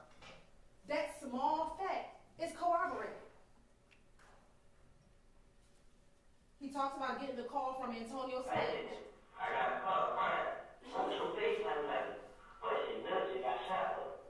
I just heard what? You're like, man, you know his name is screaming. I said, but I know he's discriminating. But I'm telling him, like, I think he's not coach. And what I say is, and we'll just go back just very quickly, he told you that he FaceTimed with Antonio Sledge. We know that FaceTimes don't come up on records, on phone records, but that entire night, him, Antonio Sledge, and Zachary are in communication. What you will see is none of those 3 people rarely talk to another group of individuals that we're going to talk about next. So again, things are corroborated that Copeland is saying. Here he's going to talk about that everybody went to Jeffrey Williams' condo. So the one got in the car, he stopped talking. So we don't get on the spell with it. Where are they following y'all? Nah, they follow them. Okay, y'all follow this. Yeah, but when he told me, I ain't gonna follow it. But I said, you even got covered. I'm trying to keep these, I should have said what I know. Boom. So we followed at the drug house. They stay downtown on Chicago. That's it. I followed them down. So I followed them down. And she dug it up. So Doug got covered. He's like, what did you kill Doug? I'm like, who? Like, he did point, man. Now, I mean, that's point to the honor. Yeah. So I'm like, what happened? He's like, what? So, first thing I say, what? Hell no. I ain't gonna. So here you'll have these phone records in the back. This shows phone activity near Mr. Williams' condo between that time of 7:31 and 11:22. Again, he talks about the condo. I called. But when I pulled up. And remember in this call, in this interview, he first talked to Gaither and the ATF agent. Then later, Thorpe came in. He kind of repeats what happened, right? And that's what is going on, but again, consistently talking about being around the condo. They both talk about going to Miami after the murder. Totally. This is the same night. You got to keep this tonight. This right. All the time. Called the man, like the people that driving around. He called them and had the person driving around is a person, like personal man. So he had him to drive him straight to Florida, to Birdman. Like him,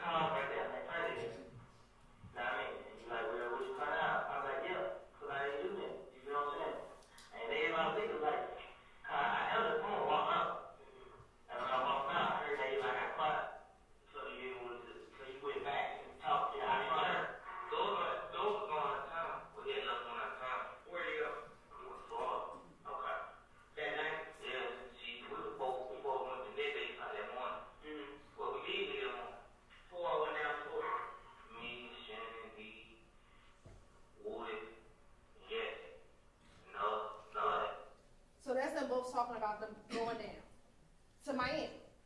Now, in court, that's probably one of the things that they talked about, that they all went to Miami. But they all said they went for this concert in Miami. Well, ladies and gentlemen, we showed you all the flyers, and there's no flyer in Miami for January 10th, 11th, 12th, 13th, 14th, 15th, 16th, 17th. The only flyer in Miami or in Florida was in Tampa Bay. So the question becomes, why are y'all going to Florida right after Donovan Thomas' murder? To flee. Because YSL knew what they did. And they had to get up out of Dodge. And they went down to Burnsman's house to lay low until things, maybe some of the dust starts to settle. And we had the phone records to show you all that they all went to Miami, all the different phone records in Miami after the murder, and the times that they all went after the murder. Now, we talked about the Grand Infinity. They both discussed, well, Copeland said there was Thug that rented the Grand Infinity. Zachary, I told you his loyalty is a little bit different. He didn't want to say that Thug rented the Grand Infinity. He talked about it was a meaning. But we both know that this Grand Infinity was rented. And I won't play the video for you, but there are the two clips. If you want to play it later, you can play it. And how was that corroborated? Mr. Sprinkle found a Hertz rental car record in order to corroborate, is what Mr. Copeland said accurate? Was there a rented gray vehicle? Almost a year later, he finds the rental car. That is corroboration of what Kenneth Copeland said. He literally took everything that Kenneth Copeland says and said, can I corroborate this? And that's what he did. Now let's talk about who they both said. Now remember, Copeland is in June, Zachary is in August. So who was in the car that's supposed to be driving out on paper? This was a legit broke story. Now he said, I think he was in the island view showers, and he said they rolled past the same nothing, standing outside. They went somewhere and changed car. Now they know it was. I dropped Shannon D out the door. I had went home my big mom, and then Donovan left and was rolled past nothing and seen him, and went to the gas station and seen Yak, and he pumped. To the gas station, we heard from which gas station? I was asking the I just did your story, so they just seen them bitches with cars. The gas station store got in the car with the girl. Store, I think the D. They got in the car with the girl. And they were four of them in the car. Yeah, Shannon, Noah, and Juma. All right, that's Copeland in June. Here's Zachary in August. This is all what Shannon is telling me. This is both. Shannon had told what this Shannon told what Shannon told me first. So Shannon told they both told me the same story. Where were you guys when Shannon was telling you this, and what day was it? Same day or day after? Same night. Shannon, I was walking through. I just walked in and so they pulled up at the house. And Shannon was gonna go with her out. And all the boys were going out the gun. Like, he like, we got some gun up there. He wants some gun. Right. Wants some little handgun. They say he wants some gun and go to the store. So he like, I don't put it. And Shannon, me and Shannon started calling. Wants some serious stuff. He ain't know that night. Right. He ain't know that night they got killed. Now, he knew that they got killed, but he didn't know that they did it. They're like, some talk to him. That's what I heard. And then Shannon tell me the story. Say they was going to be pushing, but they woke up and seen nothing. Say they had to roll back around. And then started shooting them. Shannon had nothing to walk. So, He said it was Yak, Nard, and Doo-Wop. This is two different interviews. Copeland is telling them what Demekion told him, and Zachary is telling the police what they was Stillwell and Yak told him. But how are we have the same people? Yak, Nard, Doo-Wop, Stillwell. That does not change. That's corroboration of each other. Two different interviews. Two different times. Saying the same people? Ladies and gentlemen, that's evidence. That ain't a coincidence. And remember,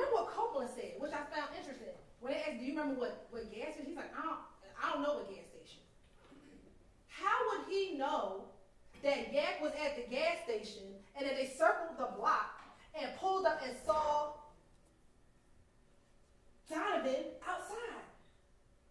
If they didn't tell him that, he didn't even know what gas station they were at. But what did Mike Sprinkle do? He said, well, let me go pull the gas station footage and see if I can corroborate what he's saying. And that's exactly what he did. He pulled up the January 10th Texaco gas station and see when the car pulls into the gas station. The Bonneville. And in that same interview, they asked him, well, what kind of car was Yak in initially? He tells them it was a Bonneville. How would he know? He doesn't know that we're going to find a surveillance video. But they want you to believe Kendrick just lying? For what? You have Yak going inside the gas station. That's him in the gas station. They sit at Texaco from 6:44 to 7:15. They wait for the girlfriend to come, and when the girlfriend comes, that's about the same time that the Infinity pulls up. What you waiting for 30 minutes at the gas station for? Who waits at the gas station that long? You had to meet Bushi at that gas station? What did Reginald Hendricks tell you? YSL folks don't hang around out there. They get their gas, they get on. If they even get gas over there. Because that's not their territory. Their territory is Cleveland Avenue. So why are you sitting there for, I don't do math, well, what was it, almost 40 minutes?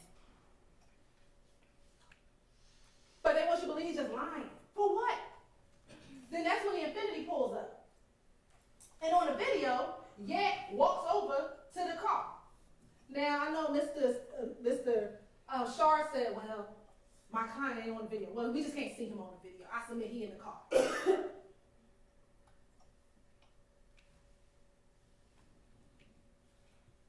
Then they both leave at the same time, and they both turn right on Northside Drive.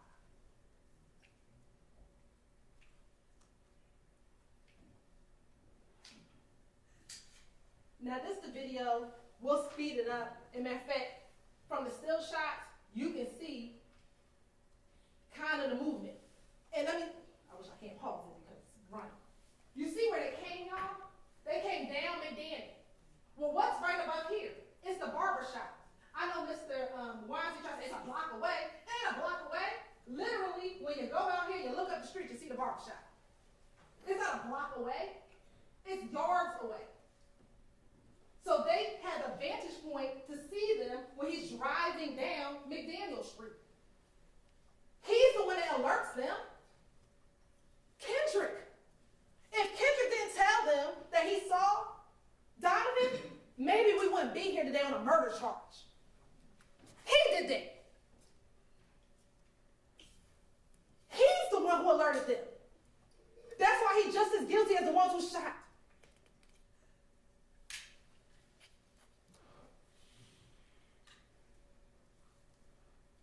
This is then when we sped through the video, so now it's about 9:05.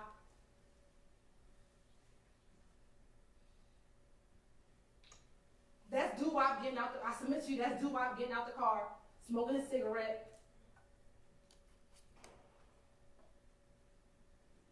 I submit probably trying to look to see if he's still out, if Donovan's still outside, so they can see how much time they had before Donovan go inside and go get his hair cut.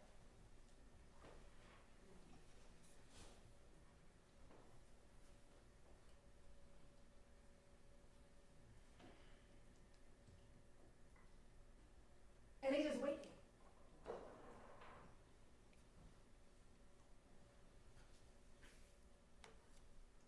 That's when we believe Bushi pulls up in that car.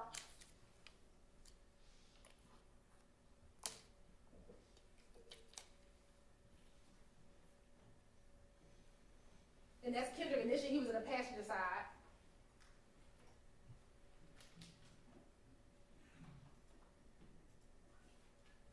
And then that's the driver, that's I submit to you all, that's Bradford.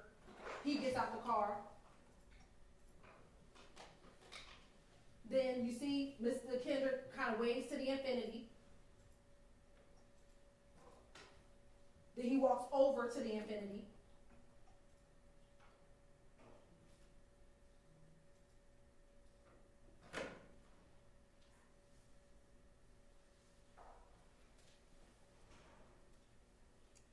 I submit that's when they're gonna talk about what they're gonna do, how they about to kill Donovan, what they're gonna roll around, do what cars, what guns in the car, how they gonna do it, who gonna do what.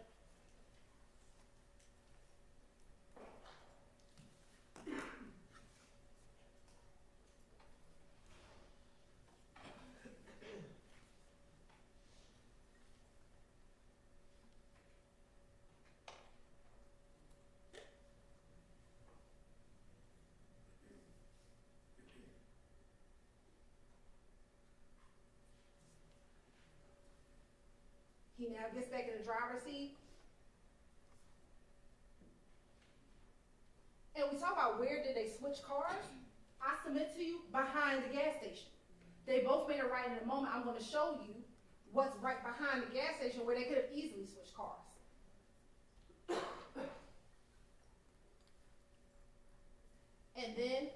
And remember we talked about the time, so it's not 8:08. Remember this time is off by a few moments. And that's them coming down the street in the Infinity, shooting. Of course, you're going to see it. I'm going to play this, all this, the reaction, what happens in the store. You got babies running. Bullets have no names. And they have the audacity to tell you that we're sitting here trying to charge people of color? No. You should not have to be sitting here on a Saturday trying to get your hair cut and have bullets come inside of a barbershop. Bullets have no names. And there was babies in the front. But you just spraying down the street for what? For your status in YSL? So you can show Mr. Williams that you big and bad? That's what this is about. And that's Donovan's brother. Outside. I submit he saw what happened, but you know what? He in the game, he ain't gonna tell us. He ain't gonna talk to the police, because that's what the gang culture is.